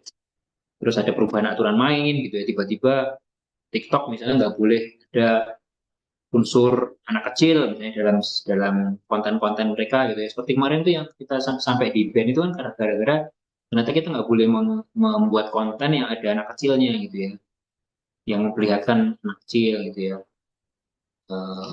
Apa ya, bukan bukan anak kecil tapi maksudnya kayak semacam kasus yang melibatkan anak kecil, pelecehan misalnya, seksual kayak gitu nggak boleh gitu, sama sekali nggak boleh. Bahkan waktu itu kita sebenarnya nggak berfokus ke itunya, ke pelecehannya, tapi cuma sebagai background saja, sebagai background bahwa ada kasus uh, yang melibatkan anak kecil gitu ya, pelecehan seksual gitu, dan itu edukasi sebenarnya. Tapi ternyata dilihat sama algoritmanya TikTok itu kita melanggar ini, wah ini nggak boleh nih, harus harus dihapus nih konten-konten seperti ini gitu. Jadi kayak gitu. Jadi tahu-tahu aja terus kemudian di ban, tahu-tahu dihapus itu kan kita akhirnya tergantung sama aturan mainnya platform gitu ya. Itu kelemahannya ya. Nah, ini kita kemarin bikin beberapa kali yang viral gitu ya di mana pesantren Sidoarjo yang itu kemarin juga sangat viewersnya sangat tinggi gitu ya. Nah, ini yang keempat adalah event atau activity. Ini yang sekarang banyak dipakai oleh media-media kebanyakan gitu ya. Mereka beralih ke, mungkin beberapa media sudah jalan lebih dulu ya, kayak Tribun itu sudah memiliki divisi IO, itu udah lama gitu ya. Mereka udah punya. Gitu ya. Nah, ini sekarang menjadi pendapatan yang cukup besar ya di samping tadi direct direct ads tadi ya, iklan yang eh, beriklan langsung, itu juga ada event, kita mengadakan event. Tapi yang tantangannya kita butuh divisi tersendiri, kita butuh SDM tersendiri, dan ada risiko tidak laku gitu ya, effortnya besar gitu ya, tapi revenue-nya nggak sebanding gitu. Rata-rata event itu dapatnya paling cuma 10-20% itu udah bagus itu. Jadi marginnya cuma segitu gitu ya. Dari total yang pengeluaran yang kita apa yang kita anggarkan, kalau udah dapat 10-20% itu udah bagus. Lebih jarang dapat lebih dari 20% gitu. Jadi memang effortnya besar tapi revenue sangat kecil gitu ya. Jadi kadang-kadang nggak sebanding dengan apa yang kita usahakan gitu ya. Ya tapi memang dapat nilai plusnya, kita dapat branding gitu ya. Kita dapat branding, lebih dekat ke masyarakat gitu ya. Lebih kelihatan ini apa namanya eksis gitu ya.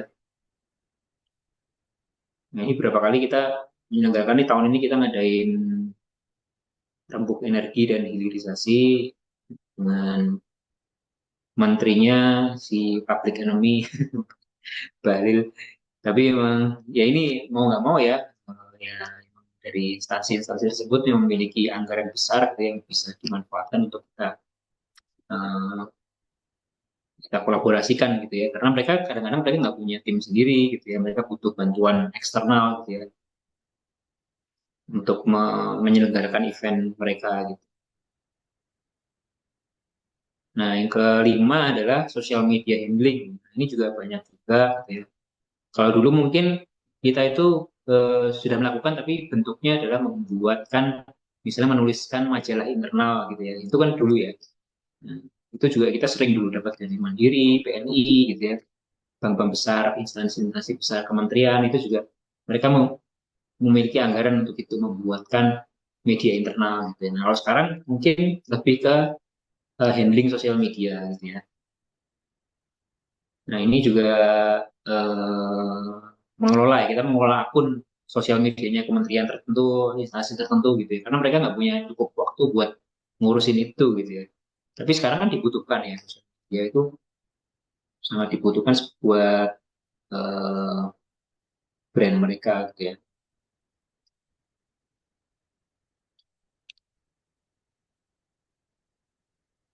Nah, ini contohnya ya, ini PUPR ya. Ini PUPR-nya juga di tangan kedua kan ya, sosial medianya. Ini saya kira juga menjadi peluang bisnis, model bisnis baru gitu ya buat media untuk menjalankan ini ya.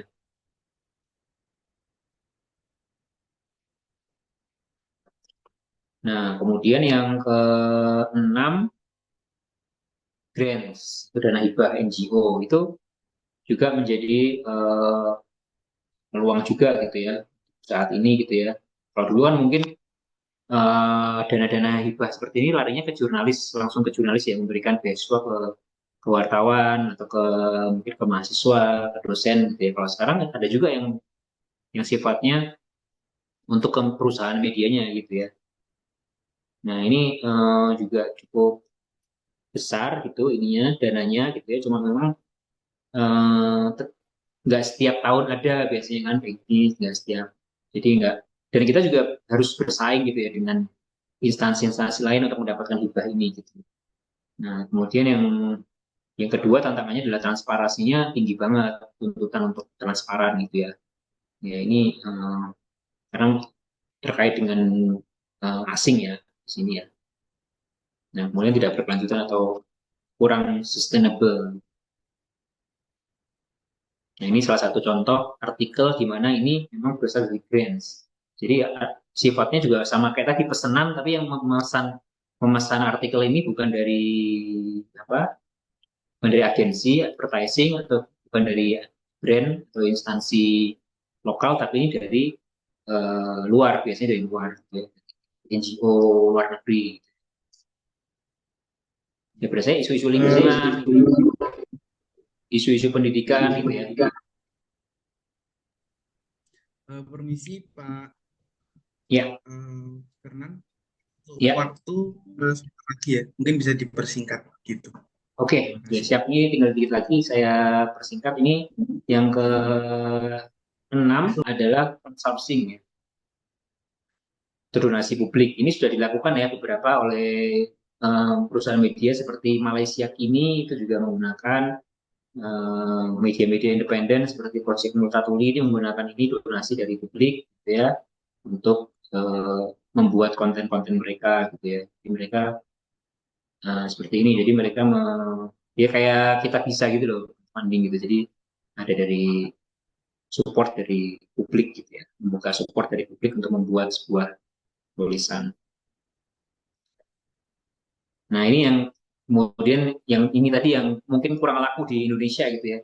Ini sebenarnya sudah dijalankan ya sebagai konversi dari bagaimana caranya mengganti orang yang dulunya membeli koran atau majalah gitu ya, secara fisik gitu ya, dipindah ke digital. Ternyata kalau di Indonesia nggak berhasil itu.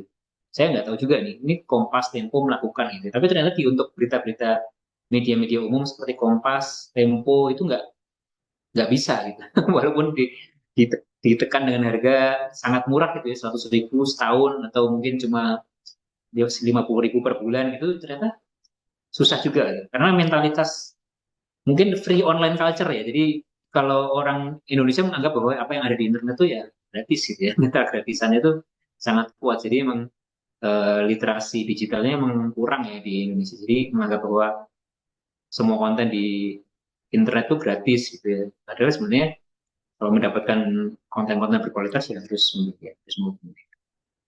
Nah kemudian yang berikutnya adalah e-commerce atau affiliate. Nah ini juga salah satu apa namanya, misalnya kita ini mereview tentang mobil gitu misalnya seperti itu, jadi dibantu oleh influencer gitu ya, sekarang juga kita lakukan. Kemudian memonetisasi komunitas. Nah ini juga menjadi tantangan juga karena harus merprestasi komunitas gitu ya, menjaga komunitas gitu ya. Padahal kan eh, komunitas tuh pengen dapat benefit gitu ya dari medianya gitu ya, nggak semata-mata mereka melakukannya gratisan gitu ya, mereka juga pengennya dapat benefit dari apa yang telah mereka lakukan gitu ya. Nah ini yang berusaha kita lakukan juga di bulan Ramadan kemarin. Kita menyelenggarakan apa namanya, event gastronomi atau kuliner ya, jalan-jalan kuliner, jalan-jalan sambil kulineran gitu ya. Jadi kita merangkul komunitas kita, kita kolaborasi sih dengan Jejak Rasa untuk merangkul komunitas mereka juga gitu ya, untuk menjalankan program ini. Nah terakhir kita menjadi agensi ya, jadi kita menjadi agensi untuk itu membuat konten-konten yang merupakan apa namanya pesanan dari berbagai macam instansi ya. Ini misalnya di sini ada dari penyanyi Andin, kemudian dari ini misalnya iklan iklan dari Kemendikti ya, Kementerian Pendidikan Dasar ya dan Menengah yang dalam rangka Hari Guru kita membuat konten tentang guru gitu ya. Kemudian dari Kementerian Kesehatan terkait dengan penyakit diabetes gitu ya. Jadi memang banyak sekali yang bisa kita provide di situ.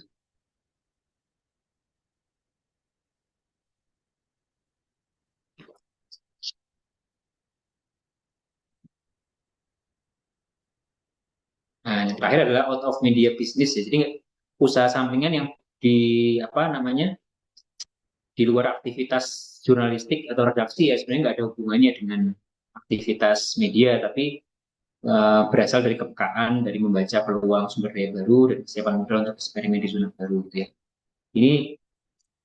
Ini di Metro TV Media Group itu membuat perusahaan catering ya namanya Indocater, ini punyanya Metro TV. Kemudian ini I Am in Love, ayam panggang ini juga ternyata punyanya media di Solo namanya Solo Post ya. Ini juga mereka membuat apa namanya resto berupa resto ayam panggang gitu ya untuk membiayai produk-produk mereka. Saya kira itu ya, nanti studi kasusnya mungkin bisa barengan sama kita tanya jawab ya. Ini salah satu beberapa contoh kasus dari Magdalene, Sindo News yang melakukan apa namanya berbagai macam model bisnis ya, hukum online gitu ya, Solo Post, beberapa media yang sudah mulai melebarkan sayap, tidak hanya memakai cara-cara konvensional dalam menjalankan bisnis mereka. Oke, saya kira itu kita lanjutkan dengan tanya jawab. Silakan. Terima kasih atas atensinya. Silakan saya kembalikan ke moderator. Oke, terima kasih Pak Fernan terkait materi yang sudah dipaparkan tadi. Jadi kita mendengarkan banyak sekali tentang bagaimana media saat ini dan juga model bisnis digitalnya. Gitu. Kalau boleh merangkum, tadi itu di sesi 1 kita sempat membahas landscape media. Jadi bagaimana media-media sebelum pandemi seperti maraknya TV, radio, surat kabar, dan lain-lain. Lalu adanya shifting di pandemi, adanya shifting ke media offline menjadi online gitu. Dan juga adanya perubahan perilaku masyarakat, di mana audiens saat ini atau Gen Z itu lebih menyukai konten-konten yang singkat dan visualnya bagus serta cepat gitu. Nah, perilaku masyarakat pasca pandemi ini ternyata mempengaruhi banyak hal. Salah satunya bagaimana mereka mengkonsumsi media, yang mana mereka itu lebih tertarik oleh media-media yang mengandalkan visual seperti video atau yang cepat gitu, hook-nya harus bagus dan lain sebagainya. Yang mana ternyata ini cukup berpengaruh pada perilaku brand dan pengiklan gitu. Lalu bagaimana tadi Pak Fernan membahas sedikit tentang bagaimana media-media besar seperti Republika itu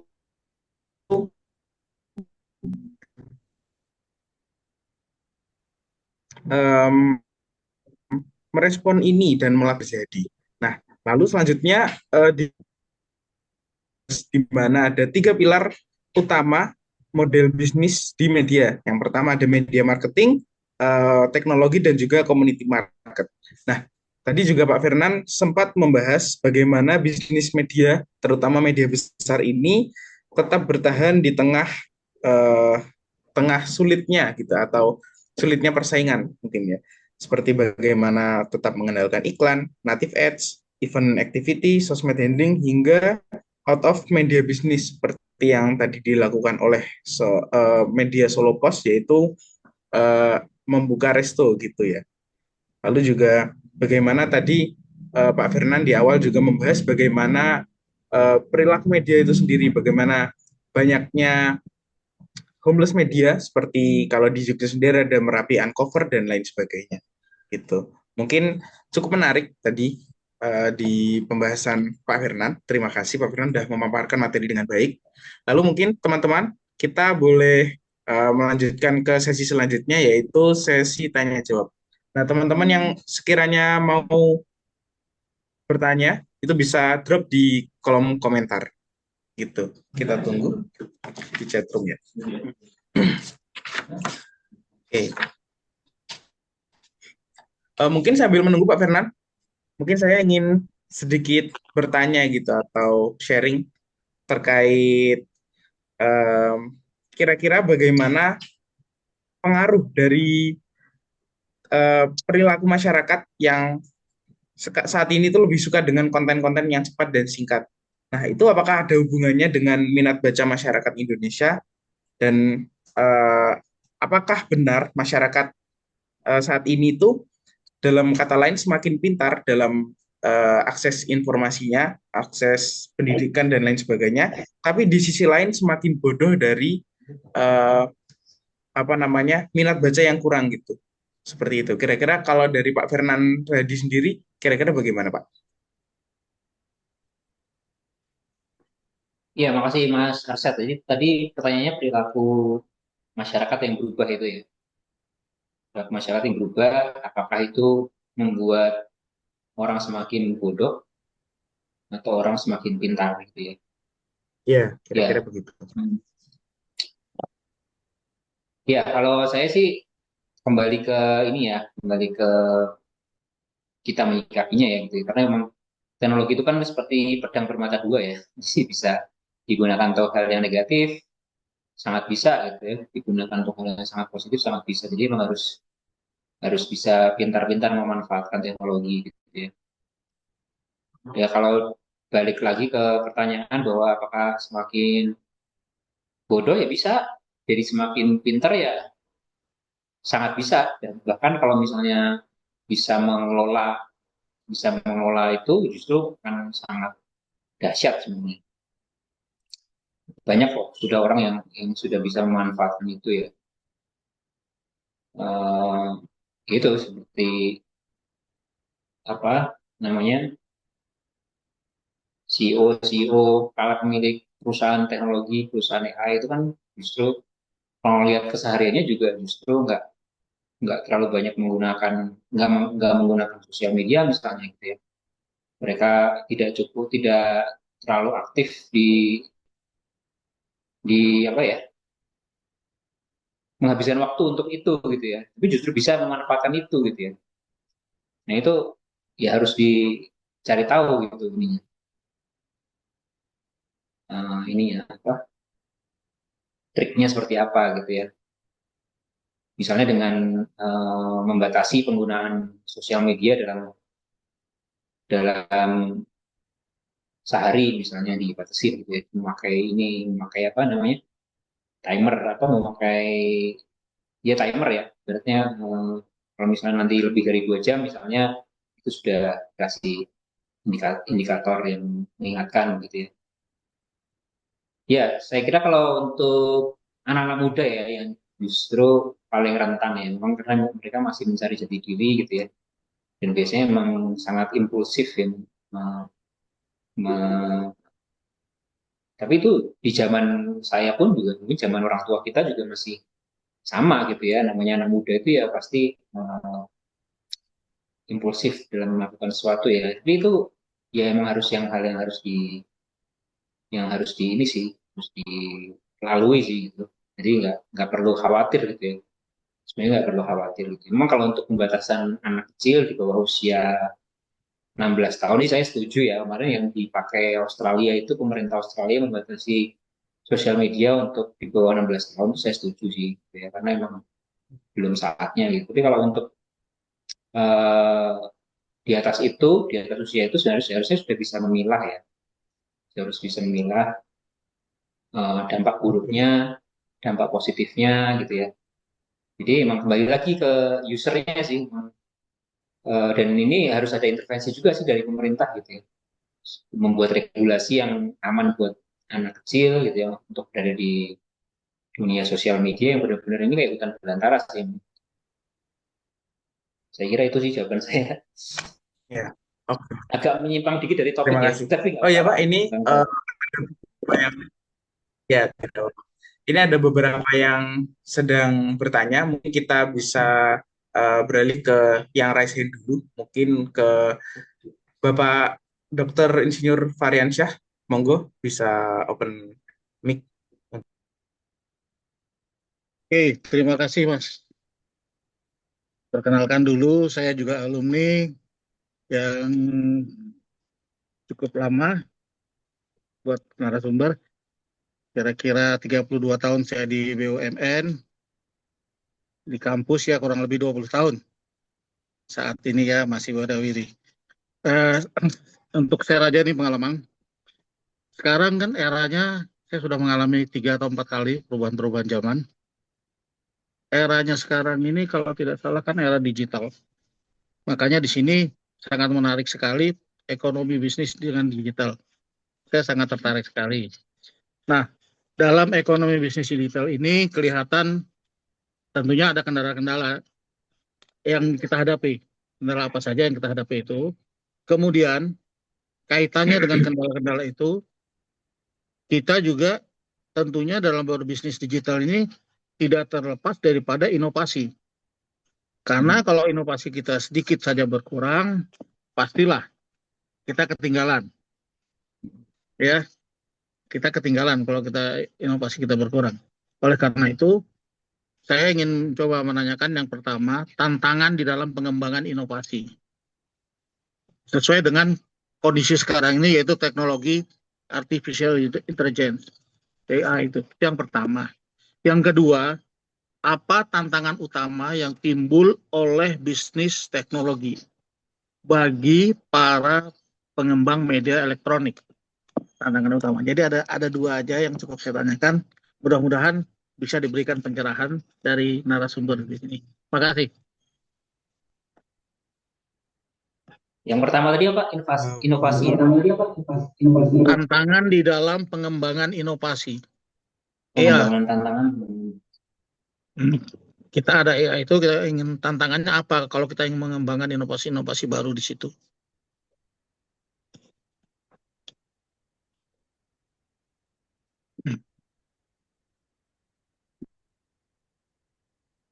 Yang kedua, tantangan utama bisnis teknologi, Pak ya?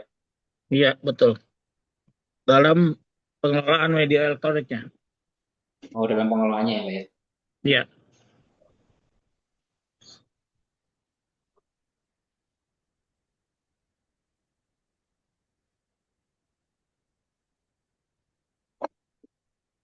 Oke, makasih Pak Variansyah.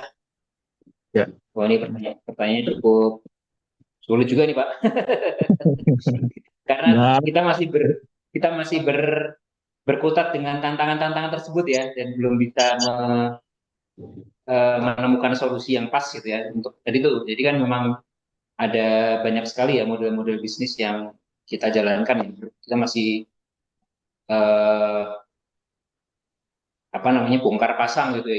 Ini cocok ya, kita coba ini mumpung ini lagi momentumnya bagus gitu ya. Misalnya tahun ini eh, lebih banyak di event gitu, misalnya permintaan-permintaan dari eh, apa namanya audiens gitu ya, lebih banyak di event, atau permintaan dari stakeholder pengiklan gitu ya, dari di event ya, kita gencarkan di event terus gitu ya.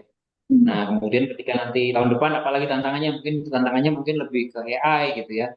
Nah, kita juga nanti ke arah sana juga gitu. Jadi emang masih belum menemukan model bisnis yang pas gitu ya, untuk bagaimana sih pengelolaan ini ya, pengelolaan media saat ini tuh idealnya seperti apa sih yang ini gitu ya, yang cocok gitu ya.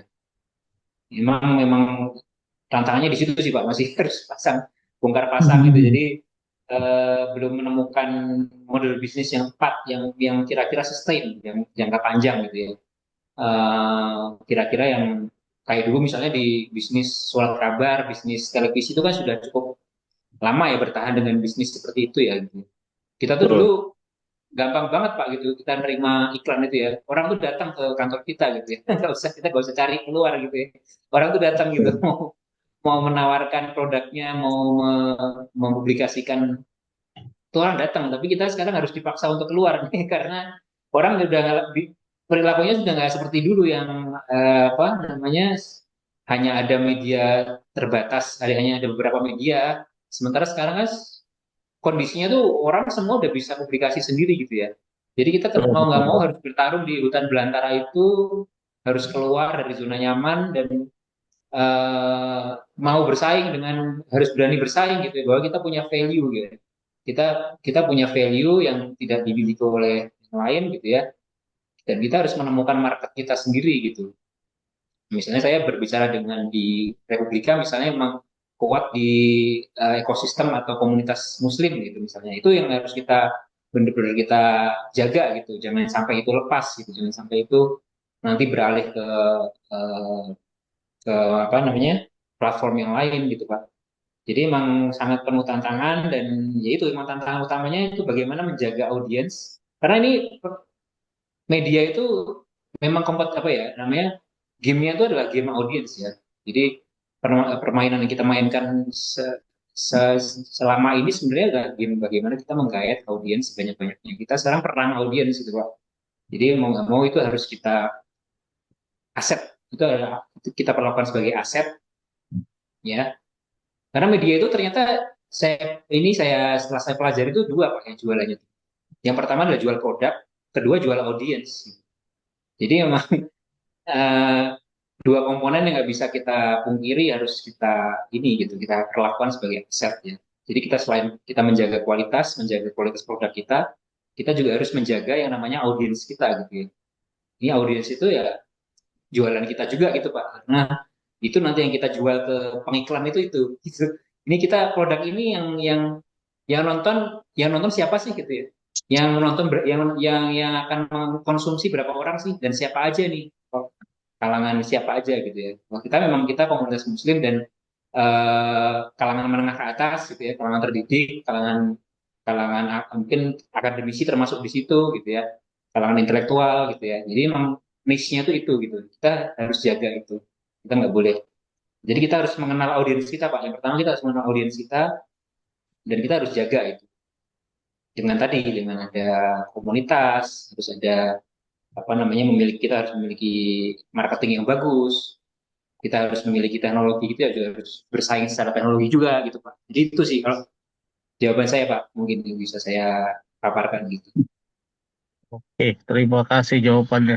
Memang saya juga bagian daripada Republika, Mas. Saya tahun Siap. 92 juga bergabung di Republika, Mas. Oh Masih gitu. masih zamannya Pak Nurholis, kemudian Pak Wah, Habibie. Pak itu saya itu bergabung ke sana 92. wah itu Karena di situ itu juga saya sasaran saya waktu itu sampai sampai sekarang alhamdulillah masih dijalankan ya. Memang melalui pondok-pondok pesantren segala macam. Saya salah satu anggota IKSMI, Mas. Makanya itu saya oh bergabung. iya Jadi ya label makanya ini semua ada itu. ini sangat menarik bagi saya tuh. Terus terang aja. Jadi kita saling ini aja. Nah, bahkan saya ingin melihat oh begini berarti perkembangan sampai sekarang.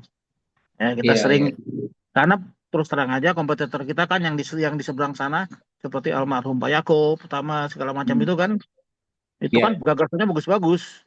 Tapi kita iya justru betul belajar dari mereka-mereka juga.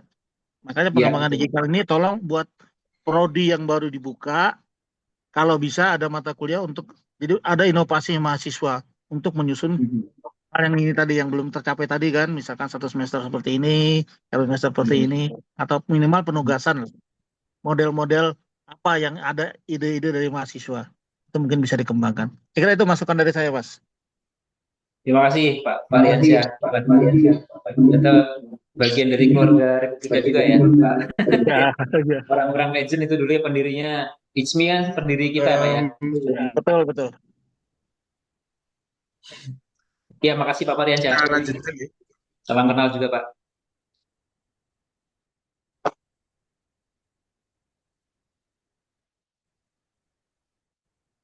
Ya, kalau izin masuk Bapak lanjut.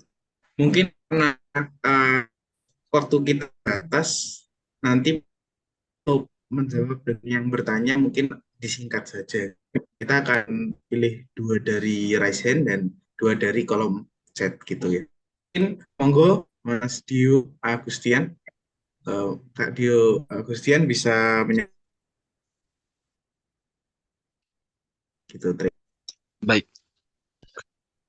oke. Misi saya izin bertanya. Jadi saya udah dari kecil ya menikmati media sosial dan berbagai banyaklah cara yang dilakukan oleh orang untuk menarik perhatian audiens itu kan. Terutama dengan metode atau strategi clickbait ya. Seperti yang dibilang Pak Fernand tadi. Nah, sekarang ini karena banyak AI juga, banyak yang orang-orang itu menggunakan klik-klik, masih ada klik-klik seperti komen gitu. Komen-komen orang menampilkan video menampilkan kesuksesannya gitu ya, menampilkan keberhasilannya terhadap sesuatu, terhadap model bisnis atau apa gitu kan. Nah, nanti kita komen mau, ada komen banyak kan, kita sering ketemu kan, komen mau, komen komen apa ya, banyak komen AI, komen ini nanti bakalan di chatbot otomatisnya itu bakalan muncul. Nah, rupanya pas kita masuk malah jualan kelas atau enggak jualan kelas ya pasti ada bayarnya gitu. Pertama kita diajarin nantinya malah jualan kelas. Sepertinya ini teknik marketing terbaru. Nah, jadi saya ingin bertanya, apakah itu worth it? Apakah itu sepadan, selaras dengan harga jualnya? Apalagi kan kompetitornya banyak ya. Dan banyak lagi orang hanya menggunakan AI untuk membuat kontennya gitu. Jadi kita merasa sebagai konsumer kayak di scam gitu loh. Jadi gimana nih solusinya, Mbak? Ini termasuk tantangan juga kan di era terbaru ini. Iya, iya, makasih Mas Tio. Memang ya saya juga beberapa kali lihat ya itu ya trik-trik marketing ya dengan cara menuliskan di kolom komen terkait mungkin nggak terkait langsung dengan apa yang jadi konten beritanya, tapi justru komennya mengarahkan kita ke misalnya ke tadi jualan kelas atau ke apa namanya ya produk ya produk yang ditawarkan oleh suatu media gitu ya. Ya itu kalau dibilang itu salah satu trik yang mungkin ya menjadi trik yang cukup efektif ya, karena emang sekarang tuh orang itu baca konten di sosial media itu emang kadang-kadang kalau nggak baca komennya nggak mantap nggak sih, gitu kan? Saya juga sering itu lihat komen-komennya gitu kan. Jadi itu sebenarnya secara cara marketing justru sangat efektif ya menurut saya. Karena emang sekarang orang baca itu nggak cuma ngelihat kontennya, tapi juga ngelihat komennya gitu ya, lihat komennya, apalagi yang jadi top komen di situ ya, wah itu pasti memancing keramaian dan di situ justru audiensnya sangat banyak juga gitu yang membaca komen-komennya itu gitu ya, dibandingkan mungkin dengan kontennya yang mungkin eh, sama dengan media-media yang lain gitu ya, mungkin hanya beda angle saja mungkin gitu ya, tapi justru komen-komennya itu yang membedakan antara satu media dengan media yang lain gitu ya. Komen-komen tentang penembakan komunitas Yahudi di Australia misalnya kemarin kan terjadi tuh. Itu antara Al Jazeera, pemberitaan Al Jazeera dengan CNN, dengan mungkin di Republika misalnya, itu beda tuh audiensnya gitu ya. Nah ini justru yang memahami apa namanya game audience tadi yang saya bilang, game of audience tadi, ini eh, pinter dengan menempatkan itu di kolom komentar gitu ya. Cuma yang harus lagi-lagi memang itu tidak boleh scam, jangan sampai itu apa namanya abal-abal, artinya memang benar-benar ada pelatihan itu. Gitu. Saya kira itu masih sah-sah saja sih untuk dilakukan gitu ya, secara bisnis oke lah gitu. Memang ada apa namanya ada apa ya namanya sarana untuk menempatkan itu di kolom komentar ya, why not ya dipakai gitu kan, itu juga part of the game juga gitu ya, karena kita juga sekarang semuanya audiensnya lari ke sosial media, ya kita ya harus bermain di sosial media juga gitu ya. Kalau media yang memang benar-benar memahami apa uh, apa namanya psikologi market gitu ya, harus juga bermain di sosial media gitu ya, ini nggak boleh ditinggalkan, ini market yang menarik juga gitu ya, karena banyak juga yang eh, lari dari situ apa maksudnya masuknya mengenal platform kita yang sebenarnya dari sosial media gitu ya. Banyak kok dari pembaca Republika yang nggak kenal apa itu Republika gitu ya, nggak tahu ada korannya, nggak tahu ada mungkin TV-nya juga, gitu. Nggak tahu ada apa websitenya mungkin, tapi tahunya dari sosial media itu banyak juga yang seperti Mas Dio yang digital natif yang awalnya mungkin mulai dari awal tahunya lewat sosial media. Oh ternyata ada media ini tuh memang punya karakter apa ya namanya kecenderungan konten-kontennya lebih keberpihakannya ke kalangan misalnya kayak Palestina misalnya beritanya berita-berita yang terkait dengan isu-isu Palestina misalnya isu-isu Palestina Israel gitu misalnya seperti itu di situ jadi kesempatan buat uh, suatu brand yang ingin apa ya namanya yang mungkin relevan gitu ya dengan itu untuk apa ya untuk memasarkan produknya di situ. Saya kira itu sah-sah saja sih. Asal tadi itu etikanya juga harus seperti ini gitu. Itu kita kemarin waktu kita gencar mengkampanyekan boykot Israel, produk-produk yang berafiliasi dengan Israel itu kita langsung digempur tuh, maksudnya di apa ya, di approach itu sama produk-produk yang boykot tadi, kayak Starbucks, kayak apa namanya, kayak Aqua gitu ya, itu kan langsung banyak yang approach ke kita gitu ya. Ya mau diterima atau enggak, tapi apa ya mungkin itu menjadi salah satu sarana juga untuk ke sana gitu ya. Yang mungkin nanti etikanya mungkin ya jangan sampai eh, apa ya namanya iklannya terlalu vulgar gitu ya, terlalu apa ya namanya. Ini baru diboykot nih masa langsung diterima iklannya gitu kan produknya gitu. Jangan langsung diterima lah, maksudnya ibaratnya soft soft selling dulu gitu misalnya. Bahwa ini juga misalnya Starbucks Indonesia atau KFC atau apa McDonald's di Indonesia juga apa ya membuat solidaritas ke Palestina misalnya atau membuat solidaritas kemarin bencana gitu ya mungkin seperti itu dulu gitu. Jangan langsung jualan produknya tolong beli Starbucks gitu. Seperti itu jadi soft selling gitu nggak masalah sih itu ya, di dunia marketing sih sah-sah saja gitu ya di dunia media pun juga itu gamenya emang seperti itu saya kira itu ya Mas Dio ya makasih pertanyaannya. Baik, Pak. Siap, terima kasih Pak. Mungkin untuk lanjut pertanyaan berikutnya, yang ini cukup menarik. Jadi dari Berlian, mengingat audiens terutama Gen Z lebih menyukai konten yang singkat dan visual, apakah ada standar jurnalistik tertentu yang harus diubah agar informasi yang diberi tetap akurat meski dikemas secara ringkas? Nah, mengingatkan kita semua itu adalah pelaku media, kita bisa menjadi konsumen dan bisa jadi kontributor gitu. Kira-kira bagaimana Pak? Apakah ada standar tertentu yang harus diubah atau disesuaikan sehingga eh, orang-orang bisa tetap menangkap hal itu dan berita itu tetap menarik. Kira-kira gimana Pak? Hmm. Mas Brilian ya tanya dari Mas Brilian ya Dari Mbak Berlian Brilian. Ya. Berlian. Oke, makasih Mas Berlian. Kalau Mas Berlian ini mahasiswa Aprin ya? Di Jogja berarti ya? Ya, kalau teman-teman di Jogja yang tinggal di Jogja pasti tahu ya namanya ada media Pandangan Jogja. Itu saya sangat admire banget itu. Yang apa? Yang mendirikan itu namanya Mas Eko. Dia ex atau mungkin masih ya masih jadi wartawan di Koran Jakarta. Dia mendirikan Pandangan Jogja. Itu saya kira itu menjadi contoh ideal bagaimana media itu seharusnya beroperasi atau ber apa ya berbisnis saat ini gitu ya. Bagaimana model bisnis yang diterapkan oleh Pandangan Jogja itu dia homeless juga, jadi nggak punya platform.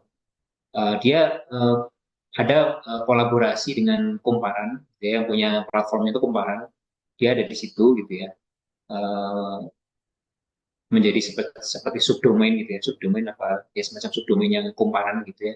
Tapi dia nggak punya platform, dia ada di situ di Kumparan, kemudian yang paling besar adalah di Instagram Pandangan Jogja. dia menyadari bahwa audiensnya itu memang saat ini anak muda, Gen Z, milenial itu memang lebih suka audiovisual, gitu ya. Jadi mau nggak mau eh, eh, mereka merubah standar ya, dari yang mungkin sebelumnya dia lebih ke tulisan gitu ya. Kumparan dulu di kumparan kan banyak tulisannya, tulisan mirip-mirip mirip-mirip Twitter gitu ya, atau X gitu ya, tulisan pendek-pendek gitu ya, semacam kayak sosial media gitu kan kumparan gitu ya. Tapi kemudian dia berusaha, dia melakukan transformasi dari yang sebelumnya teks ke audiovisual tanpa merubah pola kerja atau tanpa merubah standar jurnalistiknya mereka. Tetap mereka memakai standar atau jurnalistik yang seharusnya gitu ya, proper gitu ya, meliput secara proper, cover both side, kemudian memiliki berita-berita yang memiliki nilai berita, nggak sekedar viral aja gitu ya. Jadi harus melakukan konfirmasi, verifikasi gitu ya. Tetap dipakai standar itu ya, tapi dalam bentuk audiovisual gitu ya. Ya itu akhirnya works gitu ya. Mereka ternyata bisa jalan kok gitu. Dan pada akhirnya ya nggak banyak-banyakan views, nggak banyak-banyakan followers gitu ya. Memang permainannya bukan di situ. Bukan banyak-banyakan views, bukan banyak-banyakan followers, tapi audiens kamu engage atau enggak gitu ya. Audiens kamu sering apa namanya merasa memiliki apa enggak, apa namanya, eh, selalu komen, selalu like, selalu share berita-berita kamu atau enggak, itu yang menjadi gamesnya. Jadi dia menyadari gamesnya di situ. Dan dia ternyata berhasil menjual konten-konten mereka jauh melebihi apa akun-akun yang memiliki followers jauh lebih besar gitu ya. Misalnya kayak apa, Wonderful Jogja misalnya. Kalau dilihat dilihat ininya mungkin udah jutaan gitu ya. Sementara kalau pandangan mungkin masih ratusan ribu. Tapi mereka jualan iklannya jauh lebih besar. Harga yang mereka, red card-nya mereka ketika jualan itu jauh lebih besar daripada Wonderful Jogja atau mungkin konten-konten kreator influencer yang lain gitu ya. Karena apa? Mereka memiliki satu yang nggak dimiliki oleh media-media tersebut, credibility. Kredibilitas itu mahal. Mereka benar-benar menjalankan tugas jurnalistik yang proper. Mereka narasumbernya itu memang benar-benar ada gitu ya. Nggak katanya-katanya nggak jelas gitu ya. Tapi ada benar-benar yang bisa ditanggungjawabkan gitu ya. Dan mereka juga mencari berita-berita eksklusif, investigatif gitu ya. Ketika ada kasus Gojek yang dipukulin, yang apa yang dipukulin yang apa ya waktu itu ya. Kasusnya malam-malam itu loh yang Shopee ya kalau nggak salah. So, Shopee Food ya waktu itu yang dipukul yang dianiaya sama pembelinya itu, dia langsung ngirim reporter ke sana gitu ya, melihat ketika media-media lain nggak melakukan itu, dia melakukan itu, dia mendapatkan visual itu ketika para pengemudi, teman-teman pengemudi Shopee Food itu membela temannya, menggeruduk menggeruduk orang yang menganiaya teman si pengemudi Shopee Food itu, dia ke sana dan meliput itu gitu ya, meliput bagaimana itu dicari-cari apa di pelakunya ini dicari-cari sama ini, sampai kemudian dia mendapatkan barang eksklusif itu, liputan eksklusif itu di saat yang lain tidur. Karena itu peristiwanya jam 3 pagi, setengah 4. Itu nggak ada yang melakukan itu cuma kecuali Pandangan Jogja gitu ya. Saya salut dengan itu gitu ya. Dia menerapkan jurnalisme di platform yang baru, yang platform yang saat ini diminati oleh Gen Z sama milenial, yaitu Instagram. Dan itu berhasil. Nah itu saya kira contoh yang memang seharusnya ditiru oleh media-media yang lain. Kita harus berhasil mengkonversi. Kita harus bisa mengkonversi apa yang sebelumnya ada di platform-platform lama, cetak, TV, dan ini ke media sosial. Itu berhasil dilakukan oleh Pandangan Jogja. Saya kira contoh kasus ini merupakan salah satu contoh bagaimana seharusnya nilai-nilai jurnalistik, pakam-pakam jurnalistik lama itu tidak ditinggalkan, tapi justru dikonversi ke medium yang baru yang lebih akrab di mata audiens. Saya kira itu Mas Berlian jawaban saya. Oke, terima kasih Pak Fernan. Mengingat Mohon maaf ya teman-teman bagi yang udah eh, bertanya melalui kolom komentar, kita belum bisa menjawab karena keterbatasan waktu. Jadi mungkin semoga kita bisa eh, bertemu lagi di lain waktu dan teman-teman bisa lebih eh, interaktif lagi atau bisa bisa sharing-sharing kembali gitu. Oh ya, untuk teman-teman, jadi sesi materi dan tanya jawab kita udah selesai dan aku boleh minta tolong teman-teman buat open cam karena kita mau foto bersama dokumentasi gitu. Ayo teman-teman, boleh dibuka kameranya.